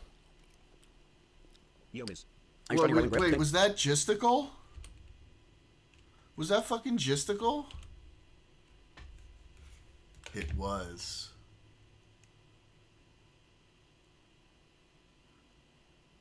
Oh shit. Yo, Miz. Are you starting your right wing grip? It's getting close. Yo. What up? Yo. Yo, what up? Think this up. Hey, yo, what up, sheep? 46 months crazy. Yo, full thanks for sub. This Expose is everything, awesome. bro. It's time to go full demon time. It's clearly obvious at this point. It's full demon time. Why not? God, It is this time is already starting off fucking toxic. Here we go. to go full demon time. Just letting you know. There's no holding back. I'm still Who cares here, anymore? staying. I will expose everything about every person that you've ever known. Okay. And it is time to go full demon time. Oh god. PS, Why not? Don't tell me I subbed this long for nothing. Let's watch the world burn. Oh no, I feel gross. Here, I'll take you out of the window. There you go. What's up, chat?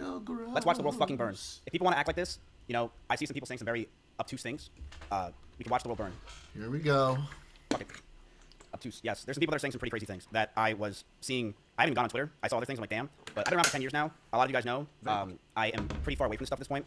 But I am totally okay with exposing a lot of things and saying things. At this point, I think it's pretty obvious I will not be friends with any of these people after this. Ludwig was right. I don't think they am want going to to completely separate myself from these people in this community. I don't think they want to be friends with you, my dude. Mizkif, Which is fine, I've already been doing it, but I have hundreds of messages and DMs from people, things that people probably never want to get released that are very interesting for everyone, and I will be releasing it as time goes on, because why not? Go crazy. Who cares? Who fucking cares? But before that, I'd like to address everything that was said today. Okay? Okay. So here's my thought, even before we get started, about the DMs and shit that he's talking about. He's going down, and instead of like owning what he's doing or defending things against him, he's going to start saying, well, I did that. Well, you did this and this and this and this and this, which doesn't make him actually look any better. It kind of makes him look worse, but at least he gets to fuck other people over at the same time. Some yos in chat first. Maybe some tryhards. It's perfectly fine. Go ahead. You're a disgusting piece of shit. Absolutely. Been that for years. It's pretty fucking par for the course. What are we going to pretend that I'm not a piece of shit? We've all known this. All right? Calm down. Is this anything new? No. I'm a piece of shit. Why the fuck is Caroline Burton chat? That's probably the most crazy thing I've ever seen in my life. But I'm going to defend myself on a lot of things that were said about me. I am going to defend myself on what was said with Emmy.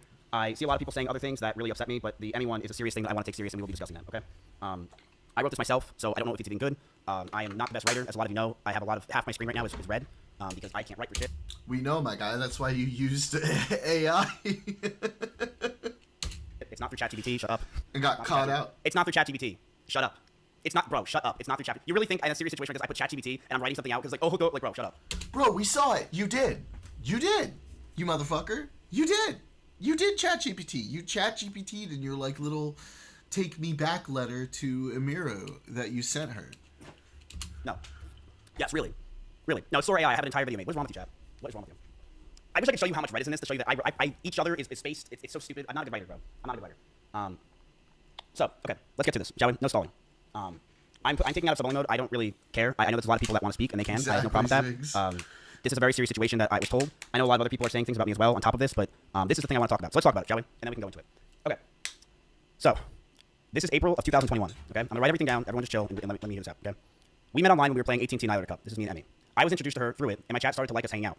I didn't have feelings for her or anything, but I thought we could start hanging out more and be friends. So we met through the Annihilator Cup. A lot of you guys know this. I was playing with her. My chat liked her a lot. She was fun to hang out with, so we started hanging out. We started to play games with each other on stream, and we started to grow closer together. We started calling each other, and we were flirting. We didn't do anything, but it was pretty obvious that Emiru had feelings for me as well, as I had for her. But we couldn't really do anything because at the time, she was dating a girl named Bonnie, another cosplayer from another state, and I was dating Maya. Me and Maya broke up.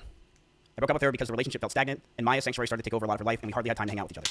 Since Maya moved out, I knew I wanted a streamer to move into the house, preferably a girl to run content with, but I didn't want it to happen so fast. Casper. I didn't know if I wanted to be Emmy, but she told me about a stalker that came to her house with a bat, and she didn't live at her house anymore. I'm telling you everything, chat, okay? Come on. I'm telling you the whole story. Sit down and relax. All right, take a seat. I told her to come move in with me in Austin because she has a stalker, and we want to make content, and the guy will probably be scared since there's a bunch of people around instead of her in her Kansas home by herself. From there, our relationship started growing very fast. Within just weeks of moving in, she would sit in my room with me late at night, and I would watch Pokemon over and over again, season 1. I loved it because she made me feel like it felt like my childhood and a place of calmness. She would fall asleep in my bed, but some nights we would touch our backs or legs together. We knew we liked each other. We just knew it was a bad idea. Talks of her joining OTK happened fast as well, and I knew that if we were potentially going to date, we'd have to keep it a secret. Nobody was allowed to know. Streamers as well were already starting to resent me, saying that it was a shitty thing that...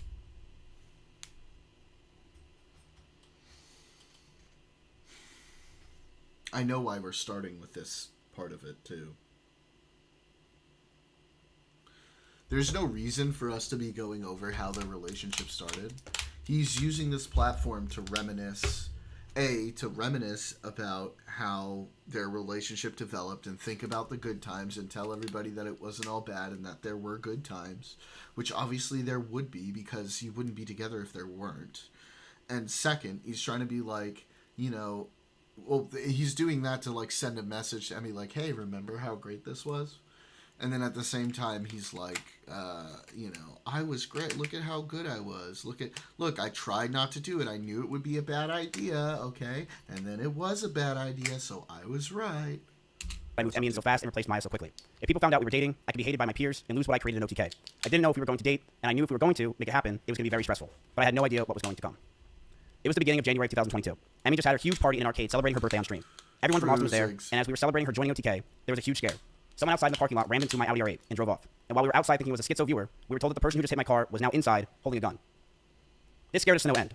Me and Connery's pants ran inside in fear to get everyone out and make sure everything was okay. My first concern was Emmy. I wanted her to be safe. The cops came, the drunk driver did have a gun, and was sentenced to 3 to 5 years in prison. Me and Emmy were terrified that night. And on the way home, I grabbed her hand, and she grabbed mine, and we knew we were trauma bonded, and we didn't want to let go.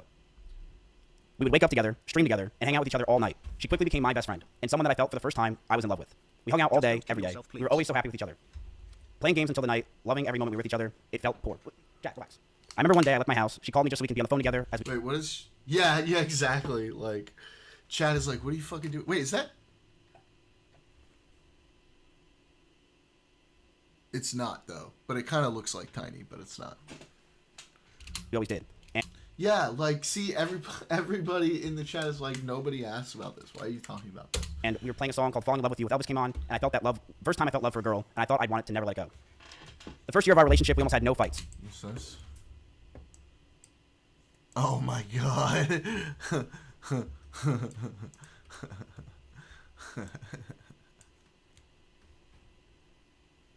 True.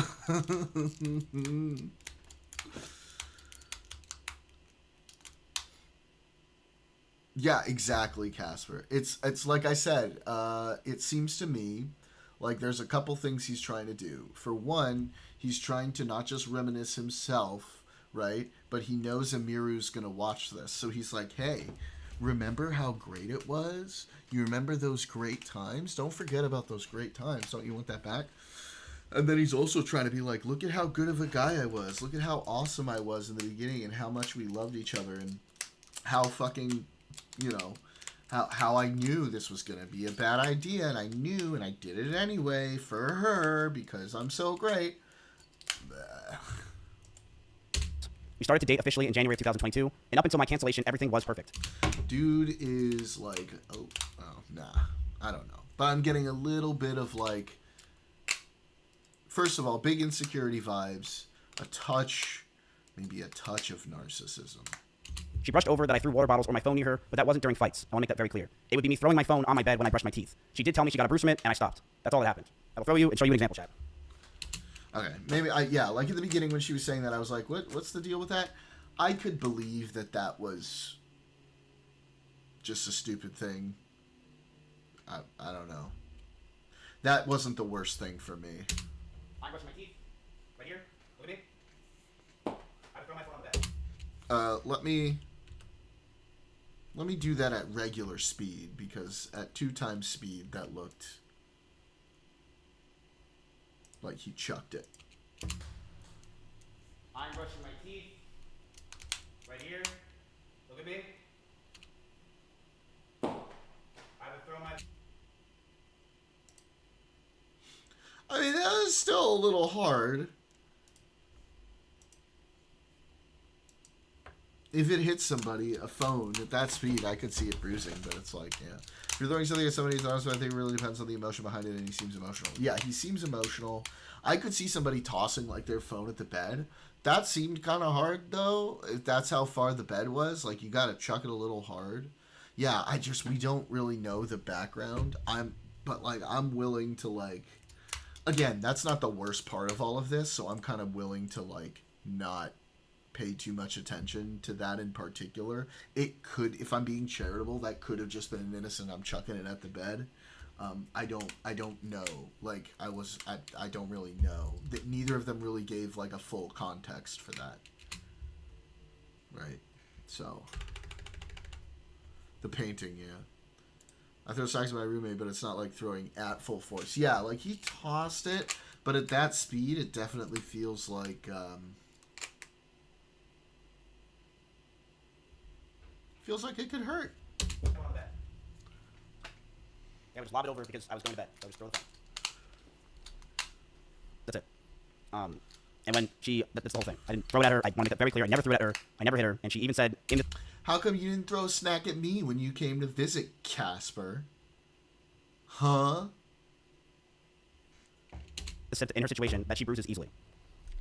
She brushed over that I threw water bottles with her on my phone near her, but that wasn't during our fights. It would be throwing my phone on my bed when I brush my teeth. She did tell me she got bruises from it, and I stopped. That's all that That's true. You were tired and in pain. You're right. happened. That's it. Also, snacks are probably considerably lighter than a cell phone. I did feel a lot of stress over the time of our relationship up until this point from her stalkers. From the ones that would show up at her old house, and also stalkers that just had from her TikTok postings. We found after being with each other that her stalkers had would come to her a lot from her short-form content. These people were schizophrenic and would think that she is talking to them. Whether it was songs she played... Damn, dude, chat is roasting him. Chat is roasting him. Oh, for God's sake.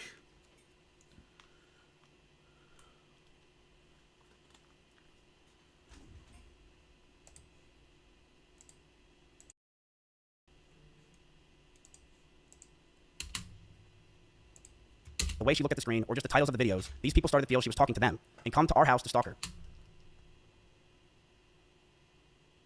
These people thought in their heads they were dating her. They were out of their mind and dangerous.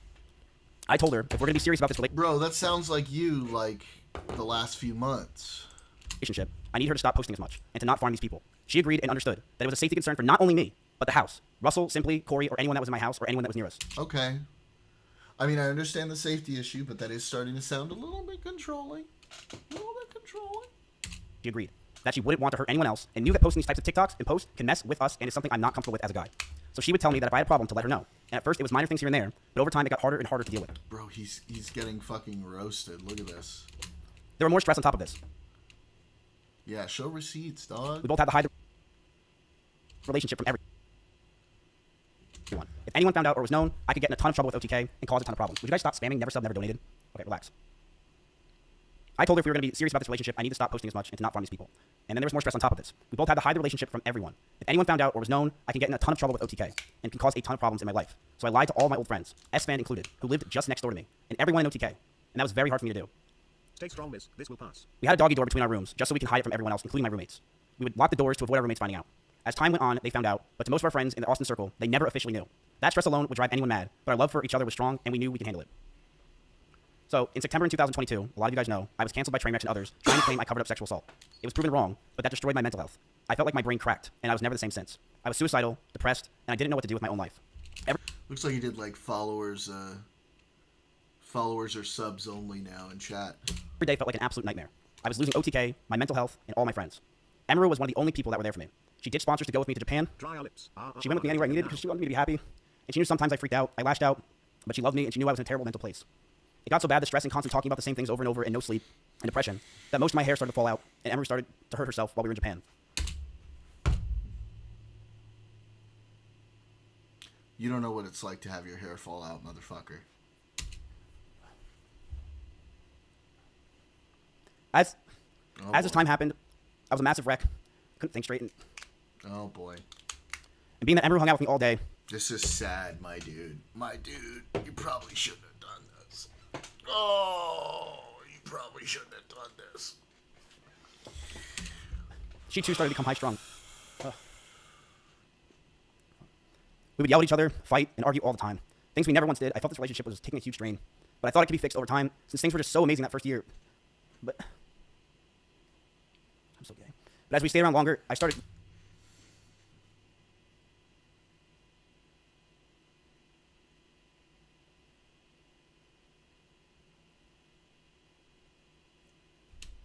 presenting her a lot more. You can take it out of mode.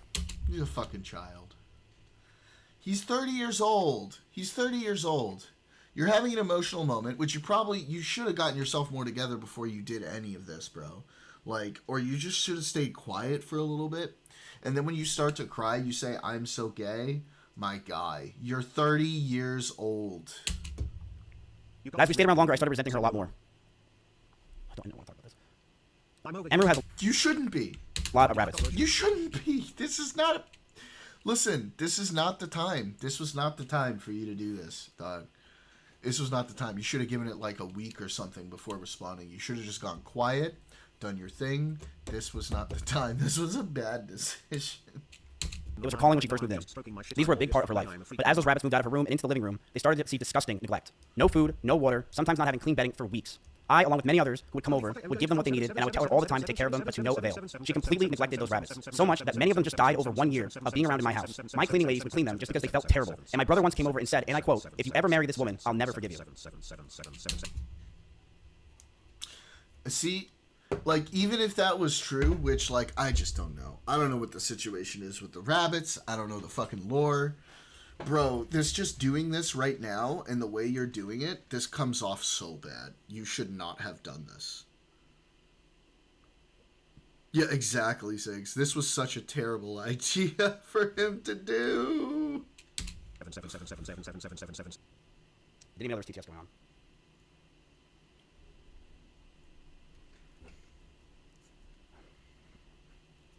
Hold on a sec.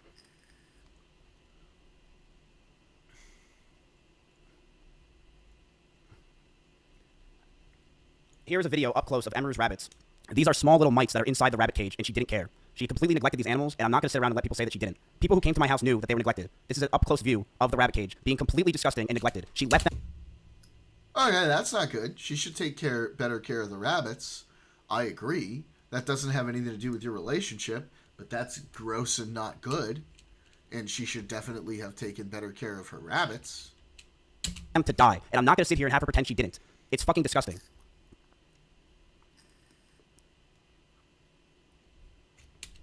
I know what he's trying to do. Yeah. It doesn't have anything to do with their relationship, though. It really doesn't. Being bad at taking care of animals is one thing, and yeah, she should definitely do a better job about that. No question. But that's got nothing to do with it. Yo, what up, Allie? Welcome. We're watching some streamer drama. You missed the first half of this. This guy's kind of a douchebag, by the way. To catch you up. This is a video from my own brother. I didn't record this. These are mice all around her cage. Big drama. It's rocking the entire streamerverse right now.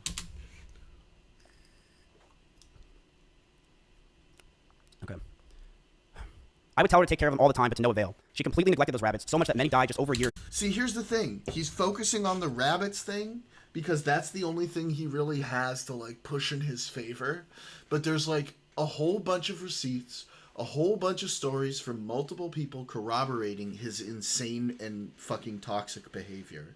And he's just like, look at what she did to these rabbits.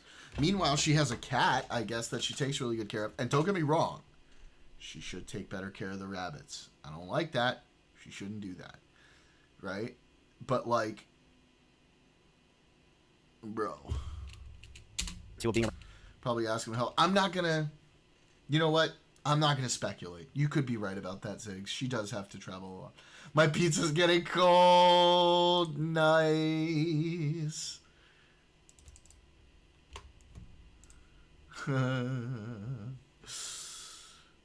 We don't know anything about the rabbit video. That's right. You're right. We don't know anything about it. I'm not going to make any assumptions about it. I just don't know. You're right. Dean cold pizza is good, indeed. So, yeah, yeah.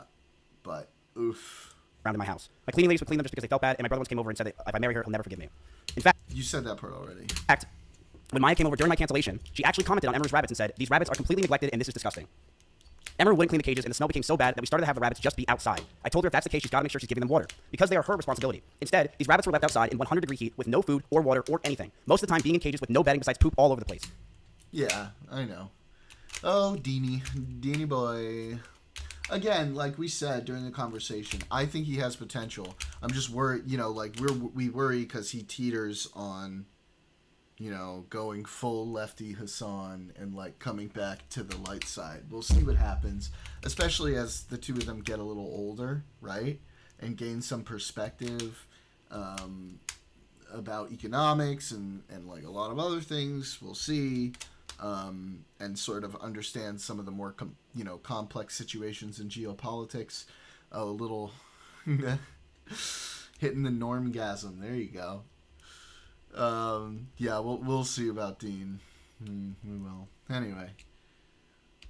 Emmy didn't care. She would sit inside and play League of Legends all day. And what this showed me is that I don't want her to be my children's mother, and I couldn't see myself marrying her. Yeah, he'll calm down. The fights from these times as he started to get gets worse. older. I would constantly want to be farther and farther from her. I would use her for content, but after stream would want to be alone. I didn't know how to break up with her or end things. She was a co-owner of my org, the only person I knew, and the strain of the... Bro, you didn't... It feels like you didn't want to break up with her based on those messages we saw, but, like, I guess you... Or she also said you broke up with her and then, like, changed your mind. Wait, which part did you call? Because I've been calling shit left and right today, Ziggs. He wanted to use her. Ziggs! He wanted to use her, but then he couldn't handle it when she got bigger than him. That's the thing. Because this was back in 2022. She wasn't like the huge star that she was when this happened. Because we saw the messages earlier, and he was getting upset. Right, he didn't want to break up with her. He did not. I highly recommend, Casper, when you have a moment, go back and either watch my VOD where we watch her video, or yeah, because she got bigger than him. Or like watch her video yourself. Yeah, but then he changed. There's a lot of context. There's a lot of context, Casper, that we're missing here too, because there's a whole bunch of receipts. There's a lot of receipts. Relationship and hiding the relationship was really taking a toll on me. On top of that, the stalkers were getting worse. One stalker came to my house, and I had to point a gun at him for 30 minutes until the cops came. These stalkers are no joke, and the pressure from the relationship, the anger I felt, and the stalkers as a whole really made us lash out at each other. She would tell me that she doesn't realize what she's doing, that she didn't understand what she was doing wrong. But I would constantly tell her, on and off stream, that she needs to do more because these stalkers are getting worse. I know I wasn't perfect. Messages that he sent her. My language or tone throughout this entire relationship. I know I wasn't. And I was aggressive at times. In regards to being controlling, I told her many things. I told her to dress older, to stop wearing pajamas, to stop talking about stalkers and schizos as a whole, stop talking about past relationships, and yes, I didn't want her to travel without me. I also said that I didn't want her to hang out with specific people. This is because I didn't want her to get hurt. I didn't want Emmy to get assaulted. I didn't want some man to do something to her when I'm not there, and I wanted to keep her safe. And I know with how my mental was and who I was back then, that I didn't do everything right. I know I could have done better, and I'm sorry. I know I was controlling, and I should have just ended the fucking relationship, but I was so confused as a person. And I'm sorry I did it. I'm sorry things got to this point, man. Okay, well, at least he seems to understand that. The last 9 months of this relationship, things got extremely fucking toxic. I told her to move out. She didn't move out on her own. I told her to move out because I wanted space, but she still wanted me around at all times. She would get upset if we didn't sleep together, or if we weren't around. She always wanted me to drive over to her house, but I never wanted to because I wanted to be alone. And that increased our fights. But the stalkers continued, and I got even more stressed. They started to take pictures of me whenever I would drive to her house. Those are not drunk texts. It happened over several months. Sorry. They knew my every movement. I couldn't take it. Between the rabbits, the stalkers, and the overall ability to handle situations with each other, I knew this wouldn't last. But I didn't know how to get out of the relationship. She did not want to move out. As for me telling Cheddar to leave my house, he was swatting at Chompy constantly and making him bleed. I not only was the one that wanted her to move out first, I was the one that wanted the cat out of the house because he was attacking my cat. Every month went by the last year, and our fights started to get louder. We were breaking up with each other almost weekly. Fights were getting more aggressive, and shouting began to increase. I was not perfect, and I reflect on the situations with poor taste myself. I'm ashamed that the situations got so bad, but Emmy was also violent. She would throw clothes or plushies at me. I think it was like 30, but it was spread out over a few months. It's just they weren't like so bad. Like it wasn't like necessarily harassment, but he was clearly crashing out. Yeah. He was having a crash. Like it wasn't like abusive or anything. I think the one thing to me that really stands out the most is like that thing. She talked about the moment, the sexual moment, and the controlling stuff. Those are the things where it stood out to me.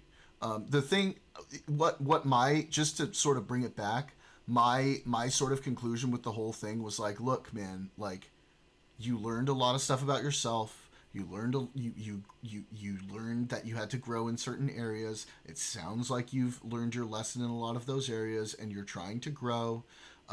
Stop looking for her to come back to you. She doesn't want to come back to you. Take the things that you've learned and turn that into a much better relationship with your next person. That's what you need to do. That's what my thought was after seeing after just listening to her side of the story. That's what my whole thought was. And I'm pretty sure I'm going to come out of this thinking pretty much the same thing. Yeah, Ziggs. Yeah. And I punched holes in the walls or slammed doors in aggression. I one time did say I was going to kill myself during an argument, but Emmy did this as well. I mean, like I said, I also said, like, I don't know what her side of, what she did to contribute to it. Obviously in relationships, there's, when you have a lot of fights, there's usually two sides to it all. It sounds like the stalkers played a big role in it, for like his stress and everything like that. And they probably had a lot of fights about it. But she's just like, I don't know, she was younger. This was a few years ago when they started like together or whatever. I don't know. It seems to me like, there's less on her in this case, probably more on him. But also, that being said, he made mistakes. It sounds like he has learned from it, and like my main goal to him is like, dude, stop, just let it go, let her go, and like find something healthier and like go into something healthier, because this is just making you look bad. Oh, numerous times. She would constantly say she's going to kill herself in arguments, and I have a picture where while I had a gun pointed at one Well, they're posting about it because, like, it just came out. It just fucking happened. of her stalkers who came to my house while she was in Kansas. She told me she was going to kill herself out of aggression of the situation while it was happening. I'm just going to leave everything because I don't really care. This is the situation. You're going back later, feel like sure, I feel so alone and like a problem. Okay. I told that a stalker's at the house. I'm freaking out. What's happening? Can you call me? I'll call you. I literally want to kill myself. I can't take this anymore. I feel so alone and like a problem. So just Uncomfortable. No, but like you have to try to do your best to like think about how it's gonna look. He needed to give himself some time. It just wasn't the time, and the way he's doing it is not helping right now. It's just not helping his case. want to show this. She was also using the I want to kill myself a lot in our situation relationship. This is while I had a gun pointed at one of her stalkers. This stalker who was at my house, his background picture was Emiru, and when he talked to the cops, he was in love with her and thought that she was talking to him. It is disgusting what these stalkers can do. I will say this. The fact that this guy came to my house, and the result of it was a cop brought him down the street to a QT, which is a 7-Eleven. Like with things like this, you probably have to optics cuck a little bit. You really do. I mean, who's saying she doesn't have agency? I was saying at the beginning of our discussion when we were watching her response, I was like, yo, if she was my friend, you know, the second things started getting weird and like he was breaking doors and punching holes in walls, I was like, look, you probably just need to get out of that. It's not good for you. It's not good for him. It's not healthy for either of you. You gotta step away. That would have been my advice to her, in that he is an absolute asshole. Yeah. And that she would have to have her own agency and step away from that. Whether she would or not is like a different story, right? But like, I'm not saying she doesn't have agency, but she is like, you know, in one sense, like she's this tiny little girl, and like he's a dude with like some obvious insecurities, some anger issues, or at least he did at one point.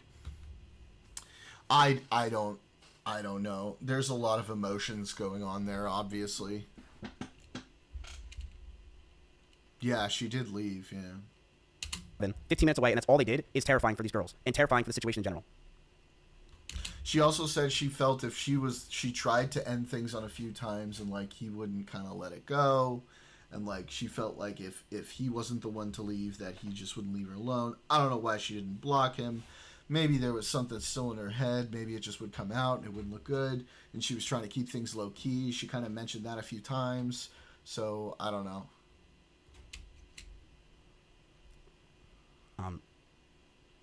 Sorry. I knew that the relationship wasn't healthy at this point. I knew we had to end it soon.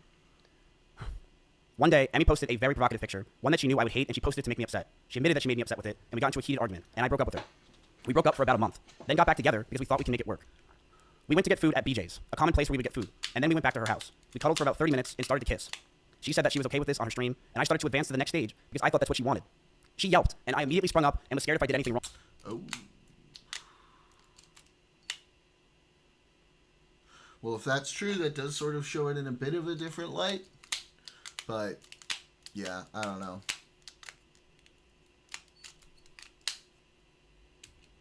I don't know what the truth is. This is a response to him breaking up with her. She needs to come out with sexual assault allegations. No, this is later. I know there's more, too. There's, like, something with someone else, with, like, his ex. I want to see. Ludwig posted something about him. After this video, I want to pull that up because I think I saw something that like another one of his exes came out and said something, so I want to hear what that is too. Wrong, or did wrong in general. I got scared and left the house. I apologize if that made Emmy uncomfortable for me not saying sorry, and I wish I said sorry back then. Okay. But we got back together soon afterwards. And during those last few months where we were fighting, we were still fighting, but it did feel like the relationship had good progress. And we were both agreed we need to talk about our future. Since it's been 3 years, we should see what we want, and Emmy had an idea to write down everything we wanted on paper. I'm going to let everyone know that what I'm about to say is very true. This is exactly what happened, and she cannot argue this. One day, after staying over at Emiru's house, Emiru made me breakfast, and she wrote down everything she wanted. She wrote she wants me to move closer to her, she wrote that she wants me to marry her, and she wants kids with me in the next 5 years.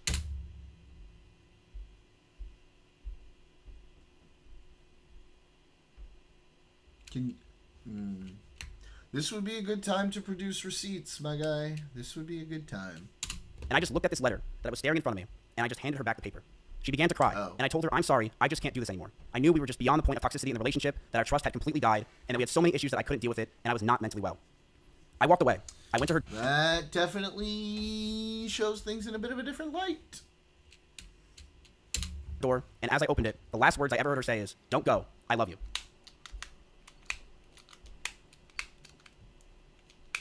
That week, I made flights to Japan because I didn't want to sit around and wait to possibly get back together again.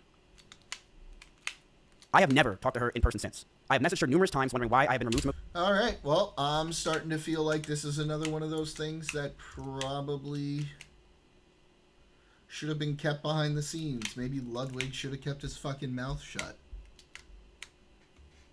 But he's not very good at that. TK, Discords, and I was very scared because I didn't know what was going on. Nobody was talking to me or contacting me, and I've had so much regret. Times where I wanted to go back, times where I've drunk messaged her love letters, as you saw on stream. But after 10 months, I know we're much better off without each other. I did see her at a party once at Simply's house. The house was very small, and I opened the door, I said whoops, and proceeded to talk in the other room about what I possibly did wrong, and began to bawl out and be depressed because I just saw my ex-girlfriend.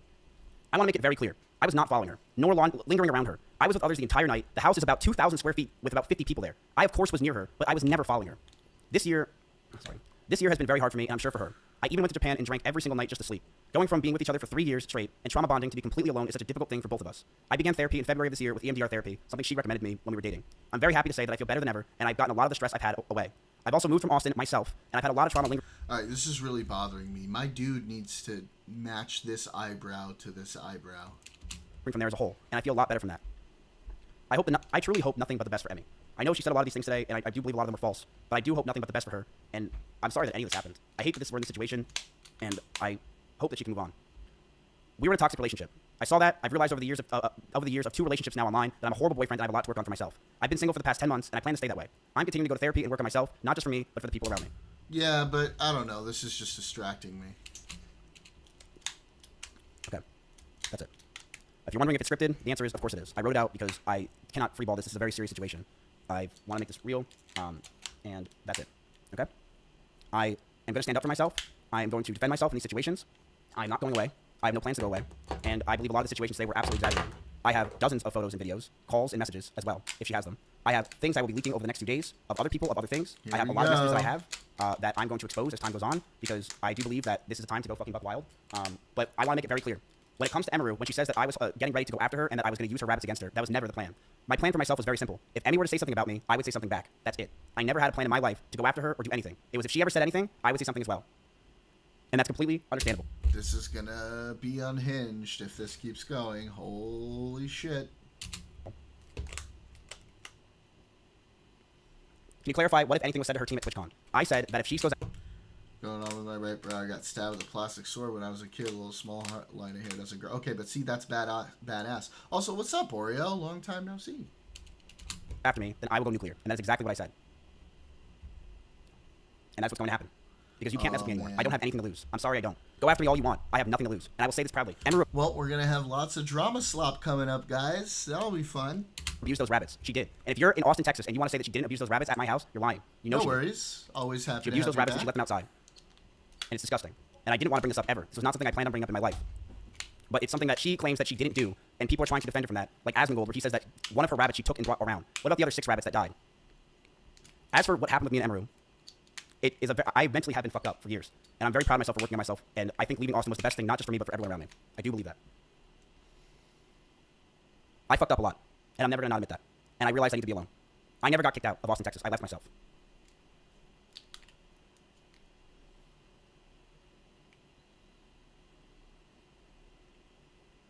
Okay. You're still mentally fucked? I am. I'm absolutely mentally fucked. I have been slowly working on it. I do feel like I've been getting better.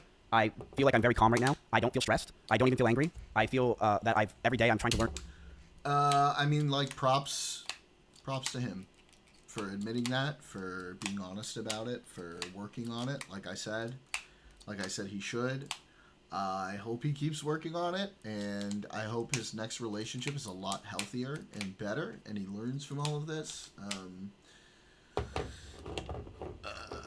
I'm curious what it was that led Emiru to come forward and talk about this. I don't know. Yeah. Yeah, after hearing his side, it doesn't feel as SAE as like going a little too fast for what she was comfortable with in the moment. The way she told it made it feel SAE. But that's why I'm glad I watched this afterwards. Yeah.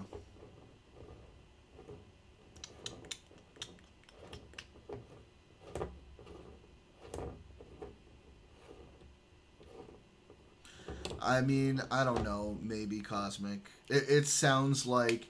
I mean, someone said Ludwig said some shit. Maybe she felt like she had to say something. Apparently, she didn't want to even talk about this, and they kept it quiet for like a long time. And I don't know. I agree. It definitely feels like shitty relationship stuff that should have been kept from the public, like most of these things are. Like. Therapy sounds good for both of them. More and more and do better. But I'm going to stand up for myself in a lot of these situations because a lot of it was not true. And I don't like that she was portraying that it was just me who was at fault. Now, you know, when you go back, if you go back and you watch my VOD, keep in mind when I watch Emiru's thing, I've only heard her side of the story. I still called a bunch of shit, though. I called a bunch of shit, but I did only hear her side of the story. Once I heard his, of course. And I said at the end of it, too, I was like, no, I don't know what his side of the story is. Maybe there's stuff with her, too. And yeah, it's, you know, as always, there's two sides. The truth is probably somewhere in the middle. It was a toxic relationship, and that's what it was.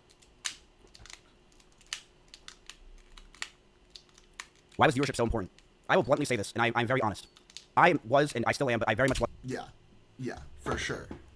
For sure. I mean, like, I'm still inclined to be, like, if I had to pick a side, I'm inclined to lean a little bit more towards her, but also, like, it sounds like, you know, he knows a lot of where he fucked up, and, yeah. It sounds like this was bad for both of them. Yeah, Cosmic. They are both losing, kind of, in this one, but,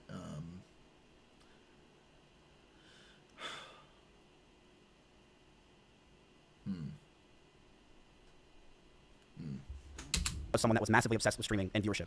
And when my cancellation happened, and even before it, I mean, something you guys know, I've been massively obsessed with streaming and viewership over the years, and it's disgusting and has ruined my fucking life. It is something that I am envious of others. I am angry at others because of it. It makes me jealous when I see others doing well, and it has made me realize yeah, okay, see, that was one of the things that I called from their interactions. I was like, he couldn't handle her being bigger than him and doing things that he does. That was not a good look for her.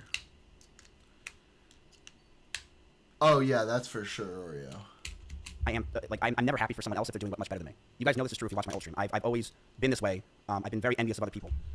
And it's a problem. It's a serious, I'm definitely way better than I was now, or I am now, but it's a serious problem that I'm still working on to this day. I am not perfect and I fucked up with that. I've been this way for a very fucking long time, where I'm a competitive dude. And I think I'm very competitive with streaming because I really care about it a lot. I've sunk my whole life into this thing. So, did you really drive 150 miles an hour? I'm going to say this very clear. If you know me in Austin, Texas, I drive fast everywhere. I drive fast literally everywhere.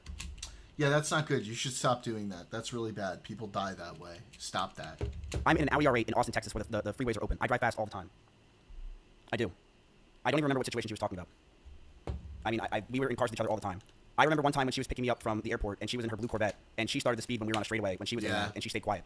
I don't remember the exact speed she got up to, but we were definitely flying.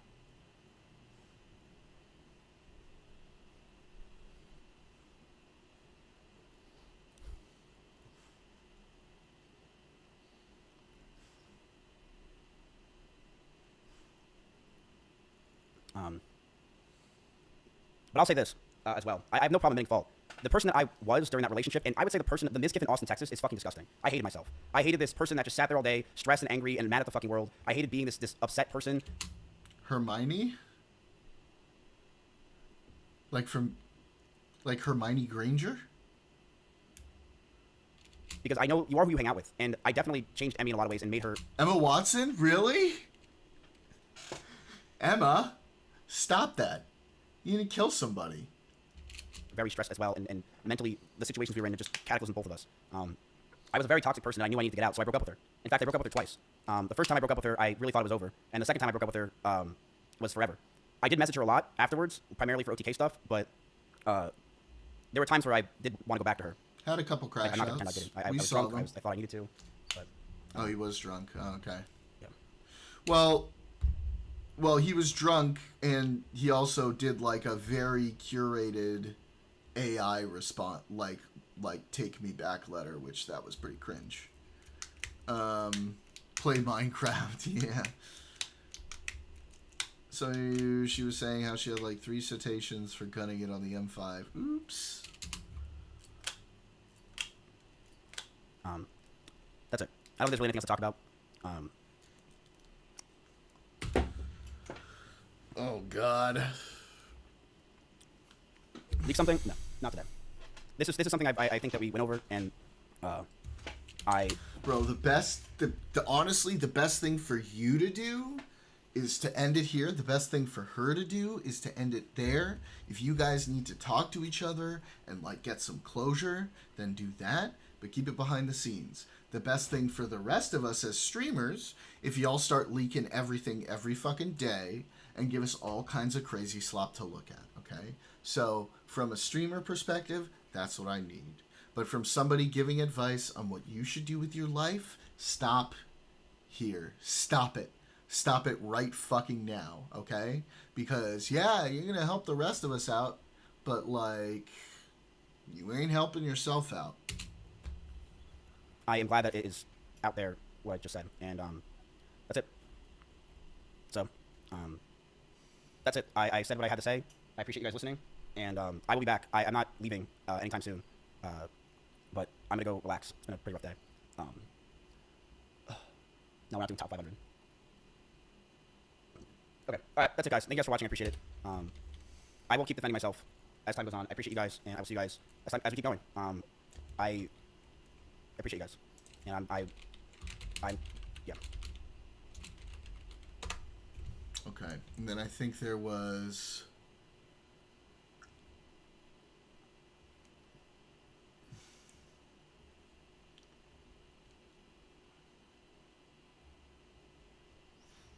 some new thing that might have just dropped from Maya, his ex.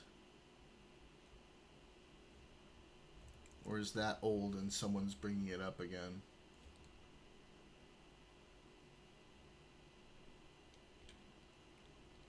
Oh, it is, and people are just watching it again. I mean, we might as well watch it just for some context. I guess this was 3 years ago. We're gonna make this really quick. That little video in Discord. Alright, I'll take a look at that after this. Oh, that's 14 seconds. Okay. Because you're already balding too. Am I? Yeah, I saw the clips where you lift your hair up. It is bad. That's just my forehead, bro. Yo, Tech Talk. What the f is that? Oh my god. No. Is that real? Oh my god. Oh my god. Yikes. No? Okay, good. I'd feel so bad. I'd be like, maybe I shouldn't do this streaming shit. It'll make me go balder than I already am. I'll just lose my scalp. I'll lose my scalp at this point. Alright.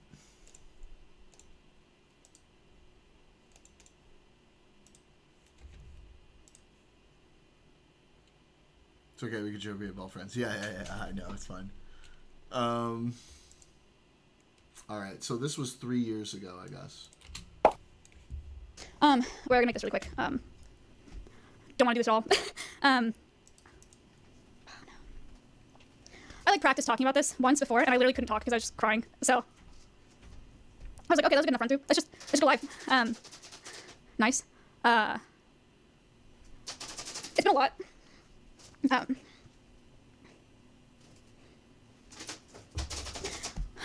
just gonna have to like ignore, or like you're just gonna have to listen and like ignore the 3rd tears. I've been in like a huge world of hurt for the past couple months.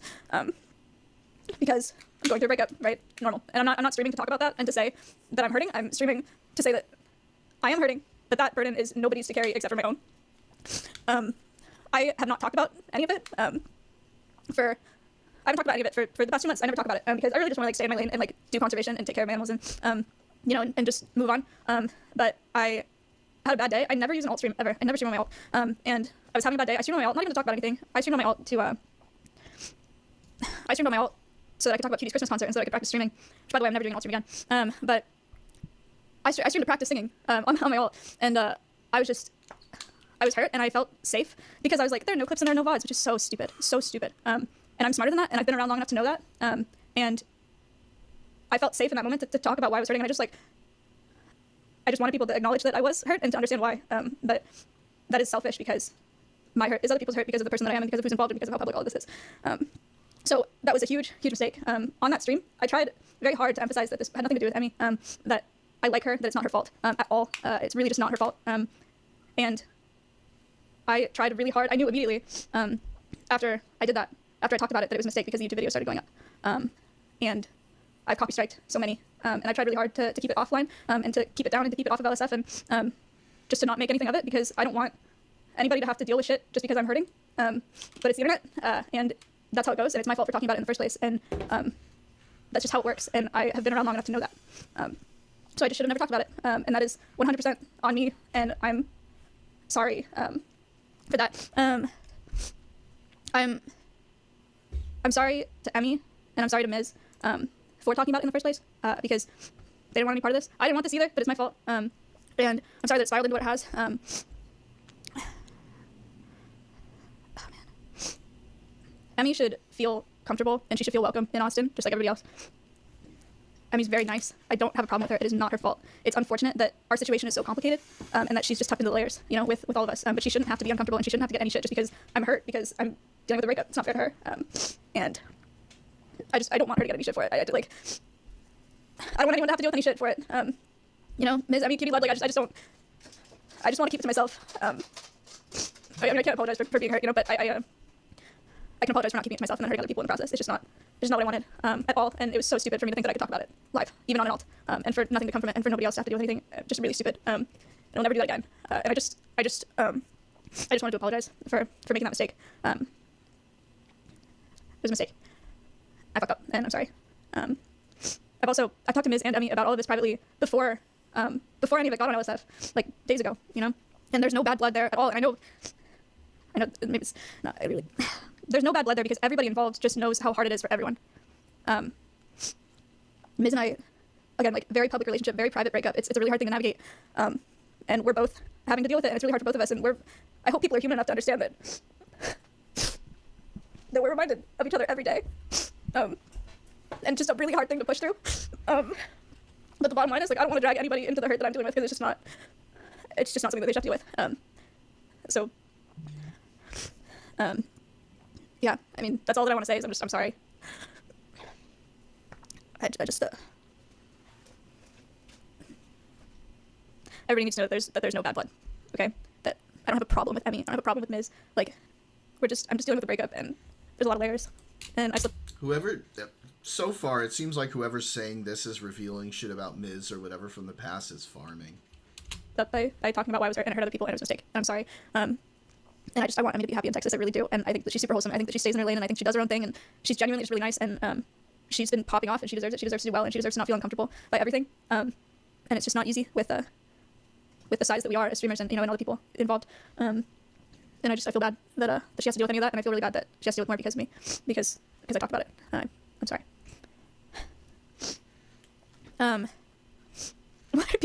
Why are people saying it's Hassan's fault? They're so random. Because of all stuff. Damn it, Hassan.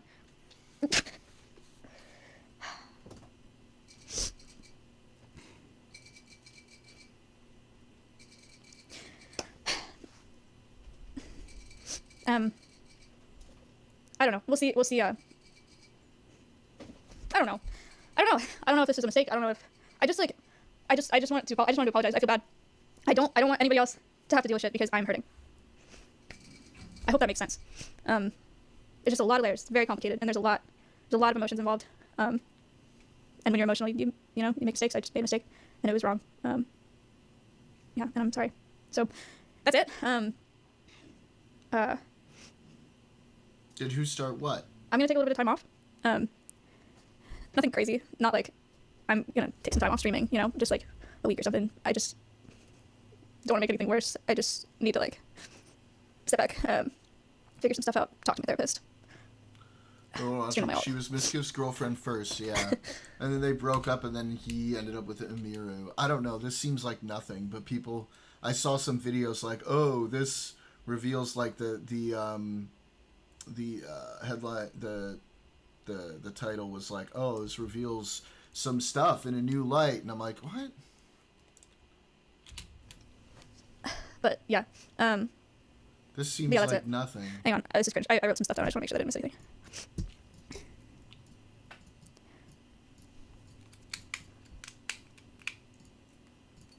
Okay, I don't think I did.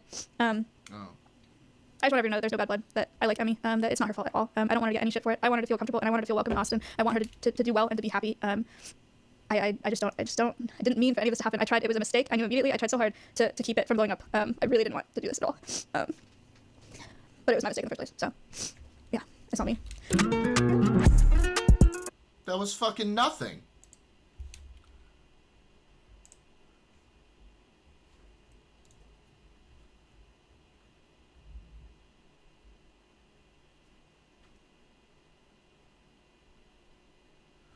Okay, let's see. This was 2 hours ago. Let's see what this fucking slop tuber is trying to say this is about. Have some very intriguing information to go and show you guys with more evidence that's kind of popped up, kind of against Mizkif in all honesty. Number one, we're going to show you guys two different major parts. One's in regards to Maya, where he actually goes and throws things at her and basically harasses her on the Wine About It old, like the old Real Housewives podcast from many years ago when they were both together. And as well, part two of this, some very intriguing information that was trying to go be like kind of presented or leaked, exposed, whatever word would be best to use for it, around 2023, where Emiru actually had to go leave her streaming and leaked DMs from Mizkif basically harassing her, and some people are actually, this is like big speculation, okay? Big speculation. Potentially he gave... Maybe that wasn't the right video, and he's already hedging right from the beginning. All right, let's see. For a black eye throughout this entire experience. So I'm not trying to be like a Mizkif hate monger, but right now these are going pretty viral everywhere, and I feel like it's also just the time to show it. Like, this is really bad. I'm not a big fan of seeing this stuff. I think this looks very bad in Mizkif, and I just think it should be shown. Now I do also want to let everyone know, obviously, like, take everything with a grain of salt, I guess, but it's hard to take video evidence and text like timestamp evidence as a grain of salt. We've also got a lot of brand new people that subscribe to the channel. Thank you guys so much. If we do see any more responses than anyone, I'm like, I guess technically a drama channel is my second channel. I don't know what I'm really doing. So my heart kind of goes out to Emiru. This has been a crazy situation. It's going way more viral than probably anyone would expect, and especially after this TwitchCon vibe too as well. Just it's not good. So just thank you guys all for being here. Please do give like Emiru just a lot of love. So first and foremost, we're going to be talking about this. There's a clip over here I'm showcasing this. It's been going viral. An old video has resurfaced of Mizkif getting angry and throwing objects at his ex Maya Higa, who discussed it on her podcast. And as you guys know, some of the big allegations from Emiru, like there's been some big stuff, but like controlling her in normal speed because we're throwing things, and at faster speed, you know, throwing things can look faster or harder than at normal speed. So being like very obsessive, telling her what she can and can't do on stream, who she interacts with, how she makes content. And for a content creator, that's hard to say. But bigger things too is also throwing things at her. Mizkif went on his stream and it was kind of goofy. He was basically like, oh, I just had my phone and I was just throwing my phone at the bed after I got out of the shower, you know, whatever. Like whipping his thing and threw it on the ground like anyone thought that actually made any sense whatsoever. And then also there's been some allegations of Emiru having black eyes as well.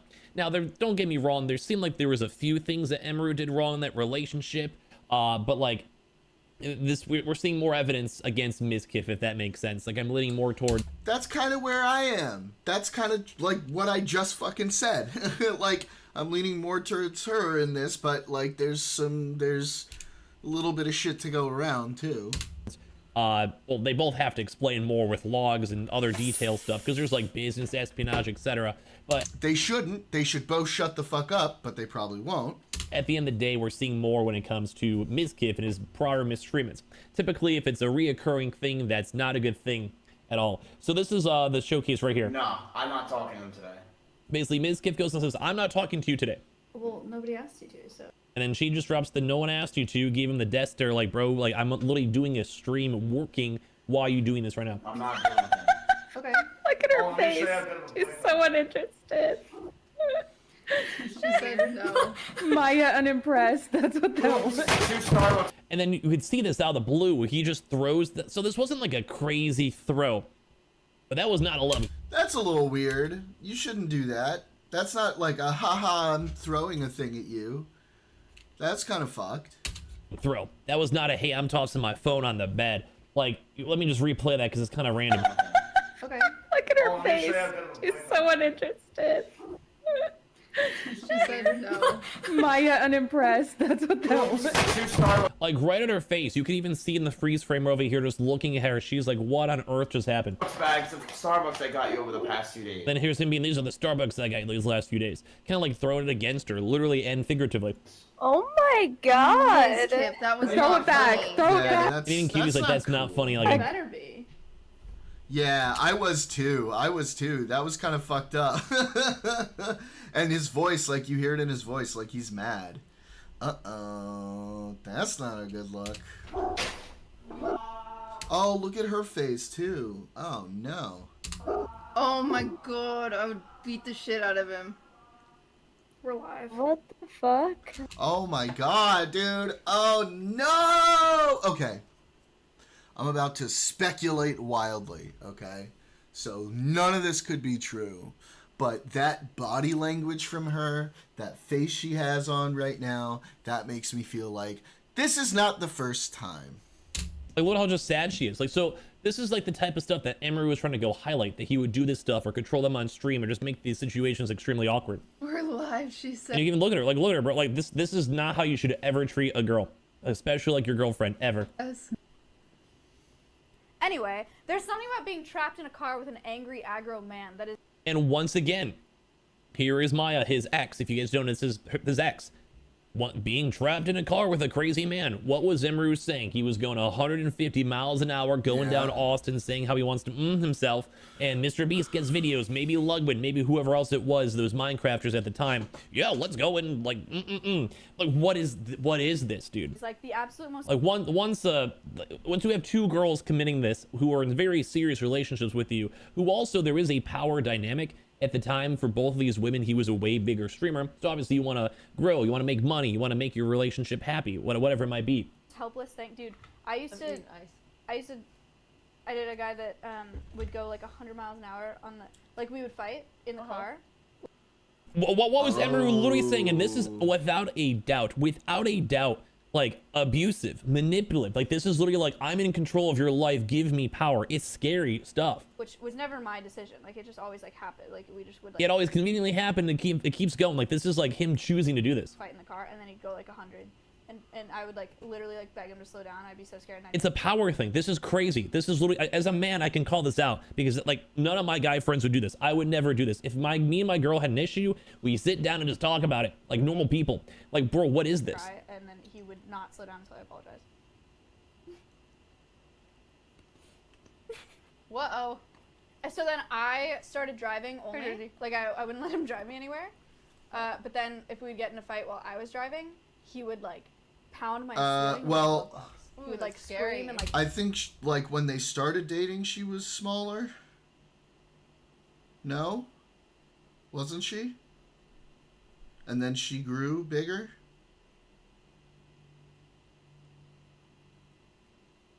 No. I think that was the case. Yeah, my understanding is that was the case, but I'm not 100% on that. Hit the ceiling and like hit the glass. This is absolutely crazy. This is absolutely crazy. Like this is once again reoccurring that he's like hitting. He was talking about how he was breaking walls and stuff with Emiru, and then he was like, "Oh well, she's throwing plushies at me." Like, brother. I mean, obviously, maybe you guys can make comments on it because like she got hit in the head with a plastic or paper bag, which isn't still sure, but it's more of like the consistencies of it all. Like if a girl is throwing a plush at me, I think she's being playful. Like that's like my girl, we're kind of being cutesy with it. If I'm literally punching walls, that's a completely different dynamic. And that kind of went to the big comments too of like them doing the themselves, where it was for say Emiru, it was right after she was like threatened by people, you know? And like it's like I just can't handle my life. Versus say a Mizkif thing where it might have been like him being like I literally can't live my life without you. And I think anyone with the brain can realize there's two different things. One is like a random person stalking someone, making the situation crazy, while the other one is like nuts. This video is gonna be a little long as is. I'm not sure if you guys want me to go cover the other stuff. I might do it quickly in passing and maybe make a second video on it later on if you guys wanted. But like I'll cover it too in here. Scream profanity. No reason I can't. And scream like he would like just call me terrible things while he was doing it. Like he would be screaming at me and call me terrible things. Like this is scary stuff, especially for women, dude. And then I'd pull over and be like, "Get out of my car," and he'd be like, "No." Like this is crazy. Everything I'm hearing, this is crazy. This is like Mizkif to the T by how Emiru explained it. Like, this is absolutely nuts.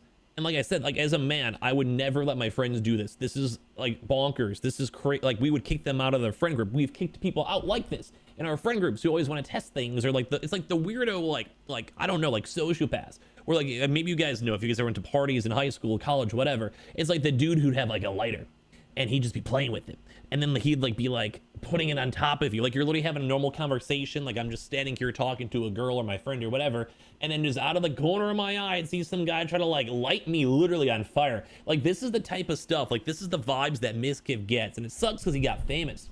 Like, he's over here and he's like, he has this attention and viewership, so he has this power dynamic on these people. At least this is my take on it. Like, this is nuts. Like, I'm a Twitch partner myself, and I've had a chance to go talk to women like this. And guess what I do? I don't talk to them because there's a weird power dynamic. It's like parasocial. Like, this dude's basically forming parasocial himself. Like, he's a parasocialer.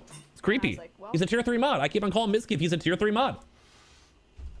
Okay. You can't talk to him. Don't interact with them. Why are you doing this? You're showing too much shirt. You're showing too much leg. You're doing this. You're doing this. It's like, Mizkif, bro. He You does are seem freak. like he was a bit Because controlling. what am I gonna do? Yeah. Yeah, what are you What am I gonna do?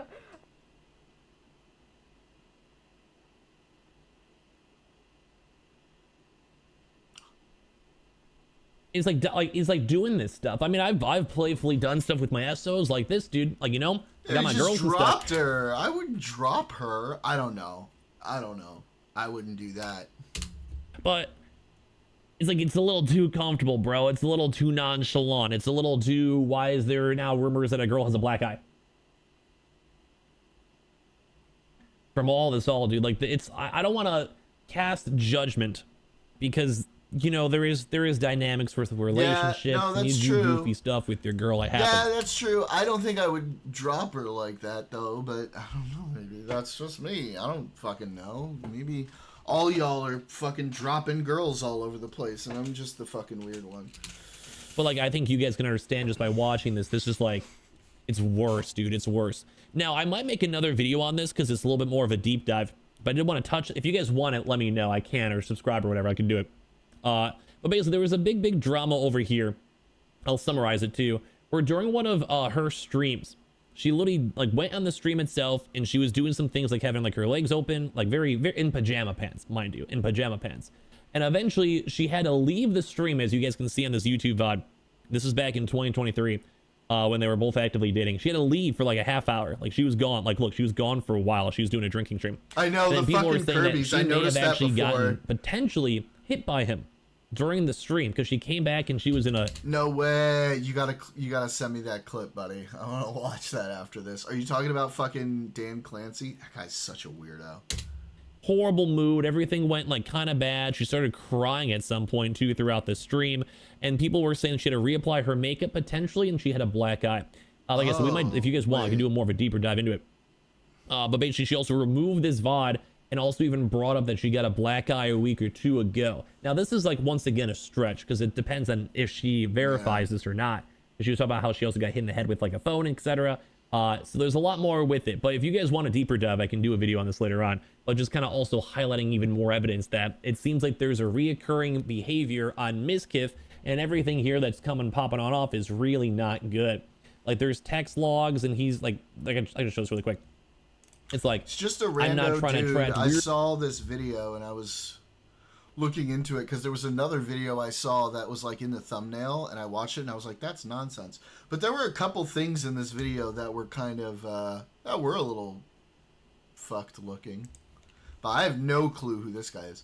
She's already put him on blast. I think if he gave her a black eye, she'd have said it now. Yeah, it feels like he has no idea, just wants in on the drama. Yeah, I'm feeling that for like some of this. There was like one or two things in here where I definitely raised an eyebrow, where I was like, okay, that's not a good thing to do. Well, to be fair, Mizkif did mention that like in his video, where when he was being kind of controlling, he said, I told her to stop wearing pajama pants, blah, blah, blah, blah. So it might have been that, but he also did say that was kind of a stretch. Like, he definitely said, in this rando fucking guy who I have no idea who he is, his defense, He did say at the beginning that some of what he was going to say was pure fucking out there speculation, and it might be nothing. So I don't know. I'm not taking all of this and being like, oh my god, yeah, everything he says is true. But there was like one or two things in here that were kind of fucked. Yeah, I'm not saying I have a problem with the pajama pants. He's not saying he has a problem with the pajama pants. He's saying that based on something Mizkif said in his own video about her wearing pajama pants, that Mizkif may have had a problem with her wearing pajama pants, which I don't. Maybe. I don't fucking know.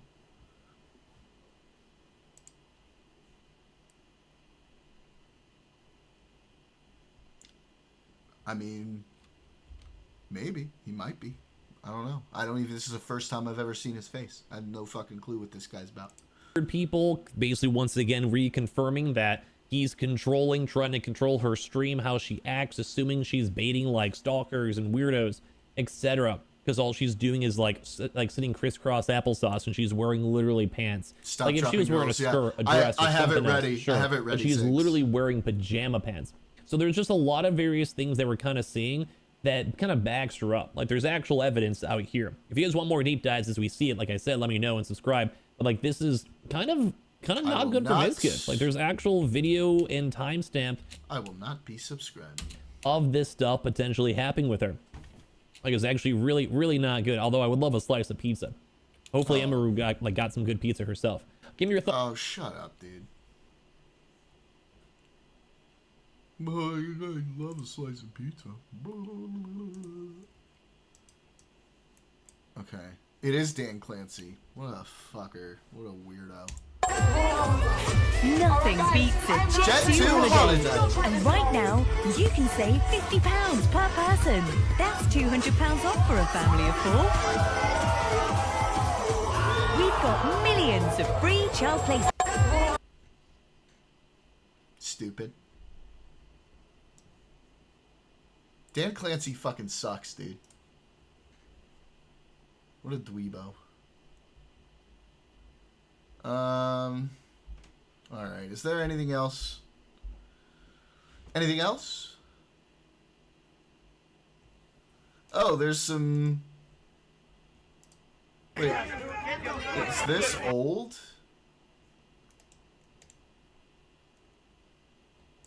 Is this old, guys? Because this got posted 2 days ago on Destiny DGG clips.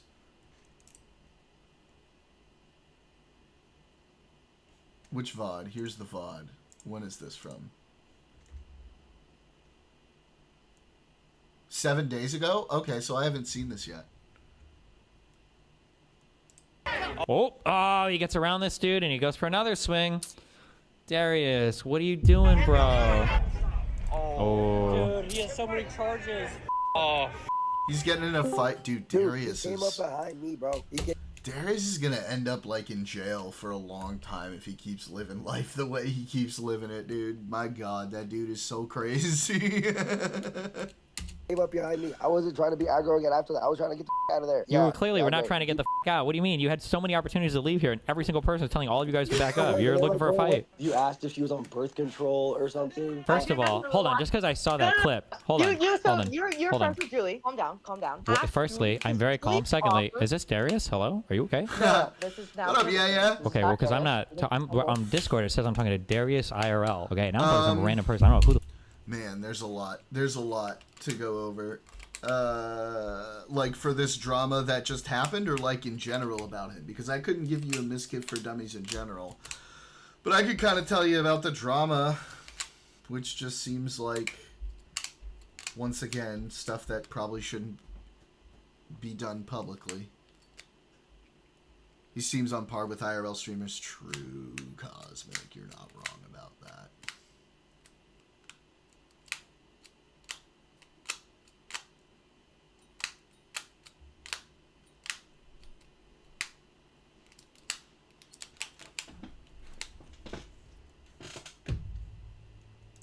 You are. In general, I don't know those abused by him or some shit. I don't know his lore, but it seems like he was kind of controlling with her.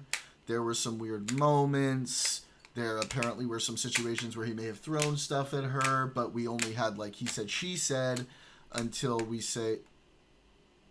No. What? No. I didn't see that at all, Barcode.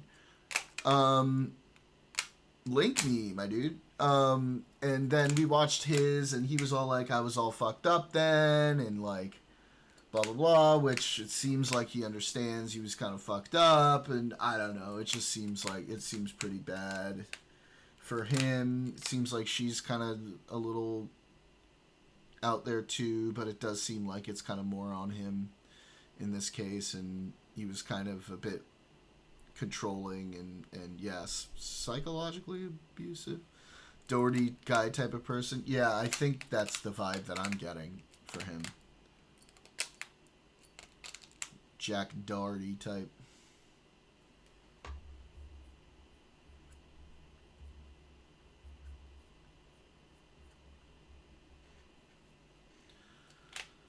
Is that who he was? I had no fucking clue he was Ice Poseidon's cameraman. I did not know that. Oh, cool. So feel free to send me links. And then after I watch Darius fuck up his life some more, I'll take a look at this. Okay, she swings at Darius, I think, right?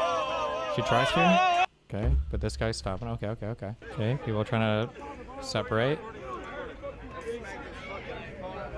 Just so you know, Barcode, every time you send me one of those leaks, I'm getting it open in a tab for when I finish this video, so keep them coming. Oh, wait. Was that Darius reaching in and pushing for no reason? They're talking here, saying something, and then Darius pushes him back, I think. Oh, guy starts swinging. Whoa, uh-oh. Going down. Whoa, Darius tries to hit. Okay, people are... Oh, damn. Darius, friendly fire. No. Oh, and this guy's just trying to stop him, too. This guy's just trying to tell him to not... He's not even... This guy's not even swinging. He's like, bro, chill. I can't tell... Did this guy get dropped here, or did he just slip on something? It looks like he just slipped on something. I don't think Darius actually knocked him out, right? No, it doesn't. I think he just slipped on something. Yeah, I have my new potato now, Barcode. This is my new baby. She's a... Oh, wow. Wow. She's an absolute beast. 5090. Ryzen 7 9800 X3D. Absolute killer. Right here. Darius even tries to swing him when he's down, though. Damn. Darius. Whoosh. Damn, Darius, what are you doing? Nah, why is he still taking steps towards Darius? Because these guys are trying to fucking fight each other and all... Don't spoil Cosmic. All these people are trying to keep him off. It seems like there's a lot of people who invested to make them not fight. And this guy's like, he's like holding his hands out. This guy right here does not at all look, and he's like shouting at him, like, go the fuck away. This guy here does not look like he's trying to fight or swing at all. Come on. Oh no. What is Darius? Is he super wasted? Oh no. I mean, he's gotta be, right? He's just like trying to punch everybody that's like walking towards him. No worries, no worries. Oh, I'm just teasing. Darius is spitting.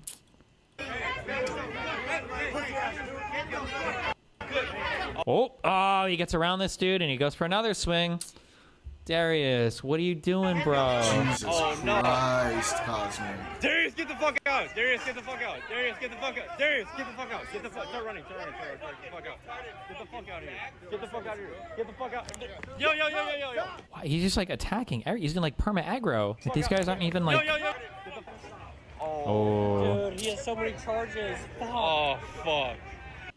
What? Hello? Dude, he came up behind me, bro. He came up behind me. I wasn't trying to be aggro again after that. I was trying to get the fuck out of there. Prior to that, you were clearly not trying to get the fuck out. What do you mean? You had so many opportunities to leave here, and every single person is telling all of you guys to back up. You're looking for a fight. At the end of it, he was I guess he's got a type. I'm gonna go away. But then the dude fucking came up with me with the other dude, and then they fucking started hitting me. I was like, oh, okay, all right.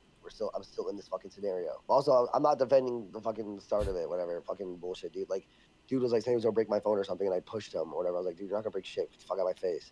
And then he swings first. By the way, he swung first. So then after that, obviously, I go fucking in. Wait, who swung first? Where in this video? The tall dude swung first. The guy, is that the guy with the vest on or whatever? Yeah, he says he's gonna destroy. So if you want the context, some black chick or whatever is like talking to me all reckless or whatever, and I'm like, nigga, I ain't doing shit to you. What the fuck you talking about? And then fucking. So I don't see the camera's off, and I don't see it, but it looks like you push him first.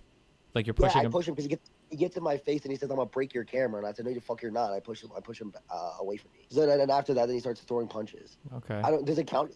You said, would you say you hit first if someone gets in your fucking face and you push him away? It's not like I push him like, oh, like I'm gonna fucking like. He does the keep problem is going I don't in see him in your Japan. face. Like there's a world where I could agree with you, but the camera's not on because when you say he's in your face, he's pretty. If someone has my VOD, like I think they literally had pointed at him before it fucking falls to the ground, but I don't know. I can't tell like how like it doesn't look like it looks like you're having to like fully extend your arm to push him back here. He's 6'7", dude. No, I know, but I'm saying like if you have to fully extend to touch somebody to push him back, I don't know if I would consider that like in your face enough to start a fight. I guess we're not like chest to chest like pushing each other or whatever, but I'm like if in the vicinity of my phone getting pushed to the ground and then some guy in front of me. So that's I guess that's the relative thing there. Listen, you're gonna get fucked, bro. You gotta avoid these situations. Bro, I understand, man. Listen, bro, I listen. I don't know, man. Like, I don't even know what's going on lately, dude. I don't know if I'm just like triggered, dude. Hannah left, bro. It's like a whole thing, man. It's like I just need to maybe like I didn't take a chill pill, but like it's dude. How do people just have so much audacity to just like say so much shit to me, bro? Like it's I don't know. I gotta like I gotta start walking away. But it's like I cannot do this shit where like there's some like dude on his name's like Ace Maximilian or some bullshit dude. He came up to me like I think like 3 months ago at DreamHack and he was just like he came up to me and was just like, oh, Xena's getting fucked by Shuvi. Xena's getting fucked by Shuvi. Whatever. I was like, bro, like how do you have the audacity to do this? Sorry, and I think I'm not gonna do it. That doesn't wonder where Darius is gonna be in 20 years, and I remember there's like a 90% chance Xena's murdered him by them. True. True. I need to like get some like I need to get some like. I mean, he's either gonna be in jail or murdered by Xena, basically. Higher tolerance or something. I don't know. But What I'll figure it out. wait, are you drunk right now? No, I'm just my voice hurts and I'm like also like just like exhausted. Did you get arrested or did the cops just let you walk? They just let me go. Literally nothing happened. They were just like, so I had a cut on my finger because I broke a bottle earlier or something. And then it was like my hand was like bloody. So they just like said like, hey man, just go to the hospital. Oh my God. And the other guys like ran off. So nothing. They didn't really do anything about it. And then at the end of it, nothing really mattered, but it was still like. Do you have like who are your like who's like your closest like real life friend right now? Dude, did you? You know what? I'm not even joking. Like the only people like I'm like actually I'm livid, dude. Nick was like able to like help, and Nick was like super awesome there. Also, this guy named Caesar. But like, bro, I had like 3 people like in my team just like off like fed or something, dude. Like I'm asking you who's like your closest like real life friend, not who's like who are you walking dude is around all with over that the night? place. Like who do you have like a like for as fucking retarded as Irrelevant was on saying I should be in a fucking sex offender list or whatever. Like I feel like Irrelevant was a good like restraining person in real life to have around you. Like do you have like anybody that like tells you to chill or something? When we were at we met at that event that I did in I don't even know where the fuck we met, but I feel like the 3 guys. Not to knock them or anything, but I feel like weren't they all like 19 or 20 years old? Like I don't know if they were. Well, Squeeze is 19, but Prawn was there. He's 35, so definitely of age. My friend Kerbafine is really nice. She usually is like being chill. She wasn't there that night though, but I mean, outside of that, like, do I have like? Okay, yeah, she was at the hospital, so she was there. Okay. Wait, who's that in the background? Kerbafine. Who? Kerbafine. Oh, was this the person that was fucking talking shit in your car about me? No, that's the person that you aust if she was on birth control or something. Okay, first of all, hold on, just because I saw that clip. Hold on. You're friends with Julie. Calm down. Firstly, I'm very calm. Secondly, is this Darius? Hello? Are you okay? No, this is now Kerbafine. Oh, okay, well, because I'm on Discord, it says I'm talking to Darius IRL. Okay, now I'm talking to who the fuck you are. I don't know if I want to talk to you. I don't know why you're talking to me right now. I don't know how you're writing any of this. You don't have to talk to me. No, it's fine. It's fine. Okay, all I'm saying to Darius, okay, I don't know who this other person is, okay, is I was getting an offer that sounded like a fucking, okay, it sounded like a threesome. Somebody was offering me to have a place to stay. They were offering to fucking sleep over or whatever. They were like bringing up the fact that there'd be 2 chicks there. I didn't know what the fuck the deal was. It seemed like fairly forward-ish to me, and I asked a question about that because I was just curious. I wanted to make sure, but in the end, we didn't even end up hanging out because I was too busy doing other shit anyway. So, but I'm just saying, somebody made this sound like I'm like asking questions out of nowhere about like people's birth control stats. It sounded like you were gonna sleep with Julie, not the other 2 girls. I don't know. I was just asking a question though, but like I was not the one making any advances here. Okay, I'm getting DMs from people. I'm just in my hotel being a fucking nerd, like videotaping shit, working on stuff. That's all I'm doing. I didn't see anybody. I'm just saying. One girl. Let's calm down. I'm just saying. Hold on. I'm just saying. Do you remember when we were on a call together? I was in fucking Thailand. Okay. if you recall. And I said, I don't know what the fuck's going on. That's fine. Listen, I don't have anything against you or anybody. I don't know if you're the person in the car. I'm just saying the person in the car made it sound like I'm just like throwing out these random messages to girls asking about their birth control status. That's all I'm saying. Okay. That's not. I told the full context of the story. Julie also sent smiley face and stuff. Like she totally seems flirty. That's fine. As long as it doesn't seem like I'm doing weird shit. That's because sometimes people have an investment in. I think it's more of a hilarious story that you asked if all three of us was on birth control. Like I'm just making sure. Okay. I'm trying to be responsible. But okay. Thank you for clarifying. Thank you for clarifying. Thank you for clarifying. I'm just randomly DMing people and checking. Okay. Thank you. All right. That's all. Okay. We're good. We're cool. Hey, dude, you know something funny? They were gonna have you come over that night, and then it was just gonna be me and Ben. And I was gonna be there for you. That was gonna be your little. Wait, who's Ben? What? Who's them? No, you said it was gonna be who and what? The girl. They said you were gonna like come over or something, but I was just gonna be the only one there. That's cool. Then we could have hung out. We could have bro the fuck out. I don't know how we haven't. Darius, we're Eskimoed into so many women right now. I don't know how we haven't hooked up yet, Darius. Okay, we'll figure it out at some point.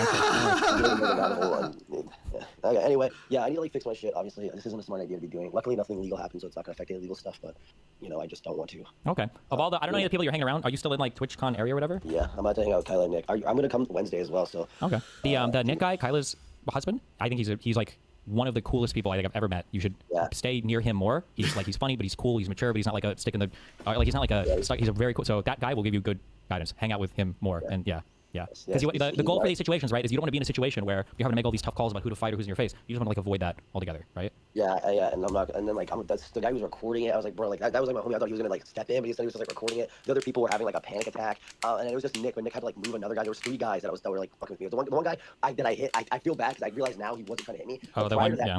He was with his boy because they're both in their little vest. He was with his boy talking about how they're gonna like get me, but obviously he didn't want to do anything. But I mean, like once I saw him doing that, I was like, I'm cooked. Once I saw his fucking face in my face, I'm like, I'm cooked. And then his other the dude with the hat, he's not even part of the crew. He just wanted to fucking. They were like fighting someone else, and he came over there to fight me, and he was just talking shit. I was like, fuck this guy. But yeah, no. Okay. Well, just be careful. Stay safe. Later today. And don't drink it so much, okay? Calm down. I don't know if you've noticed this or not about you. It is true of me. I don't know if it's true of you or not, but like I feel like drinking is a thing that lowers your inhibitions a lot. If you have like a lot of like anger or anxiety or just whatever inside of you or bitterness, if you drink a lot, my feeling is that comes out more. So if you feel like you're going through shit or whatever, you know, just smoke some weed or something. I don't know, just chill. Do something more chill than yeah. There's like a weird underlying situation with like content and like being kind of goated with me right now, and I need to like figure that out with also my headspace with everything kind of going on. So I gotta figure that out ASAP. Okay. Well, good luck, all right. Bye. Bye. All right. Let's look at these other people coming out about Miz. Oh fuck! Jesus Christ! Holy shit! Oh, Darius is. I guess you could call him an orbiter for Tiny. I don't know. He's fucking unhinged. He's an IRL streamer and he's just fucking nuts. Yeah. One of the reasons Byron killed himself is because he was jealous of me. Jeez. It was cordial during a live stream where you asked to come over and collab just to save you the public shame, and my plan was to ask you out to lunch for a serious talk. My messages with Emmy approving this plan, although doubtful, wasn't completely hopeless. I needed to see for myself since I had seen Miz as a friend too. I had known about your terrible treatment to others and wanted to know if you felt any remorse or could essentially be changed. But you went live anyways without my consent. I ended up letting you down there too, but after the stream I offered some time for a talk, which you agree. Yes, Oreo, 100%. Miz came over to my place. We talked for around 3 hours, going in circles about his mistreatment in the scene. I do my best to incite the possible path of reflection, but ultimately to no avail. The man was convinced he had done no wrong, and everyone was out to get him. I gave you a chance to come clean about anything, just to see if there was any humanity left in you, and you fucked it up so hard. The one statement that broke all hope for you, not realizing I had become close to Byron. Not once during the time. I talked to him every single day leading up to the tragedy, had he ever mentioned your name.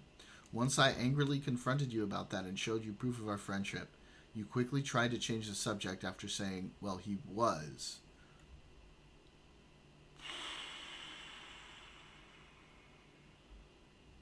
Wow. I've been holding on to this shit statement for some time now, waiting for the right moment when Emmy decided to come out with everything. You are a shit human, Miz. You are not the victim, but you create them. We got on the right track when you finally mentioned mood swings, but quickly after admitting that, you go back to the pity party narrative, and I was honestly just done. My stubborn grandmother has shown more ability to self-reflect than you, and I've had it listening to you talk in only victim tongue. Don't ever mention Byron again to further any sick narratives of yours either. Yikes. Harsh. Oh boy. My Mizkif essay and harassment experience. 1. Our first hookup. I was so drunk I couldn't keep my eyes open. Originally, I was supposed to crash on the couch, but somehow ended up in his bed. I remember all I wanted was to sleep, but he kept trying to kiss me and undress me. Finally let him have it because I was too dizzy to care anymore. He made sure to coach me to say that it was consensual afterwards to get the story straight because he was afraid of being canceled. He was so sweet at that time that we ended up having a consensual fling afterwards. Ugh. That makes me sad. You shouldn't do that. After our fling ended, he started terrible rumors about me, telling people I was manipulative, bad, and unlawful, and awful human. Tell people that I cut myself during sex and that I was crazy. What the fuck? I would hear the most awful rumors from people I had just met even years later. He would continue talking about me long after we no longer interacted. This made me never reach out to people anymore. I was mortified at the rumors he'd spread and depressed over what people thought of me. Lakari is witness to the depression Mizkif caused me. He's also witness to the harassment I experienced long after the fling was over. 3. During my relationship with Lakari, he'd regularly talk shit about me and constantly tell Lakari that he doesn't know the real Kutko. Is that it? Kutko? He tried poisoning our relationship the whole time. He would plant ideas into Lakari's head to start fights. After the relationship with Lakari ended, Miz upped the shit talking even more. Lakari noted that it looked like Miz was actively trying to ruin my reputation. I would hear how everyone in Austin hates me because of what Miz would say. I think Emiru is super brave for coming out with her story. I struggle with posting this as I don't want to be associated with or tied to him at all, but I want to corroborate her story with my personal hell Mizkif kindly gifted me. Ooh, bruh. This is not good for you.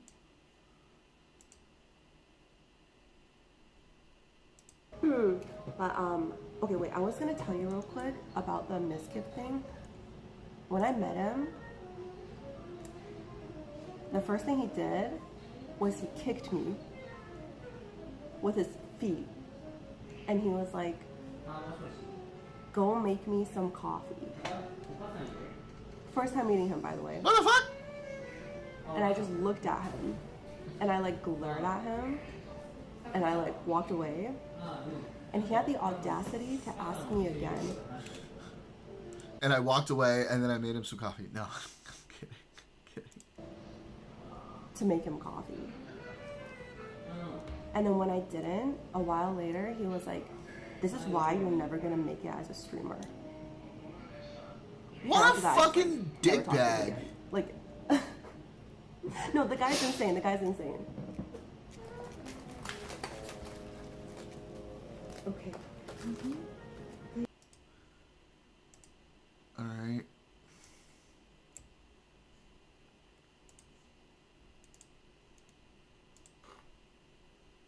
Whoa. Wait. Having been in for years, I've been exposed to so many creators. Sometimes when there are larger creators, I've been scared to say anything because I fear it will negatively impact my career. Last weekend at TwitchCon after party, Mizkif came up to me to say hi, but just grabbed the top half of my face. My friend was in disbelief and told me I should say something that was super disrespectful. I've always been scared of offending people and chalked it up to him being weird. Thank you, Emiru, for bravely speaking out. I can't imagine the horror that she has gone through this year. So says someone that sometimes we can't even express a discomfort because we fear it negatively affecting our livelihoods. I mean, if okay, like these are very not good looks for him. That there are more people coming out. What's in my head is like this or this. I don't know.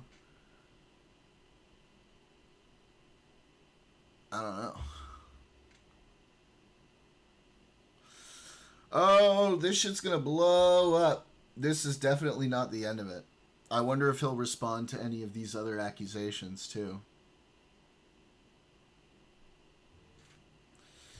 Yikes. Yeah.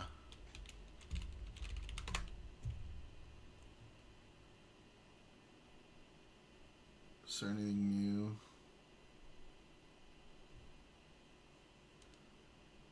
Are they taking a break for Sunday?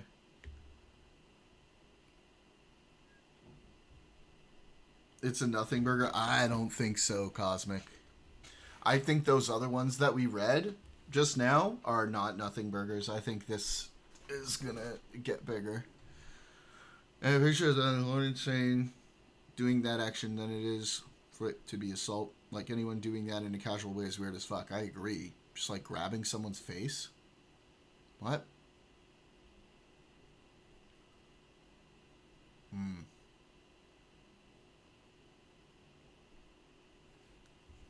Like the drunk one, that's not good. Nigga pulling up on people, grabbing them by the fucking. That drunk one is pretty bad. Especially like trying to coach her to like say it was consensual. Not a good look. I think that is a something burger, in my opinion. Alright. Well, is there anything else? Double Big Mac. Is there anything else to go over? Or is that it for now? I guess that's it, right?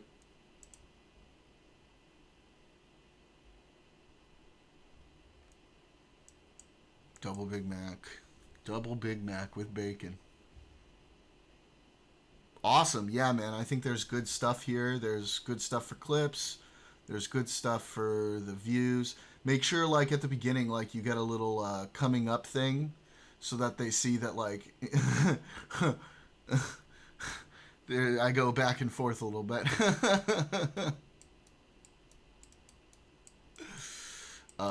Dope. I like this, man. Thanks for bringing this to my attention. I like this. I think I'll start doing this. If shit starts to pop up, and I'm not live, I could just jump on and like go live when shit's popping. All right, guys. All of you, thanks so much for tuning in. This was awesome. I'll be back on tomorrow. I'm gonna have my early stream then my late stream like usual. So everybody enjoy the rest of your Sunday. I will see you all soon. I love you all. Bye bye.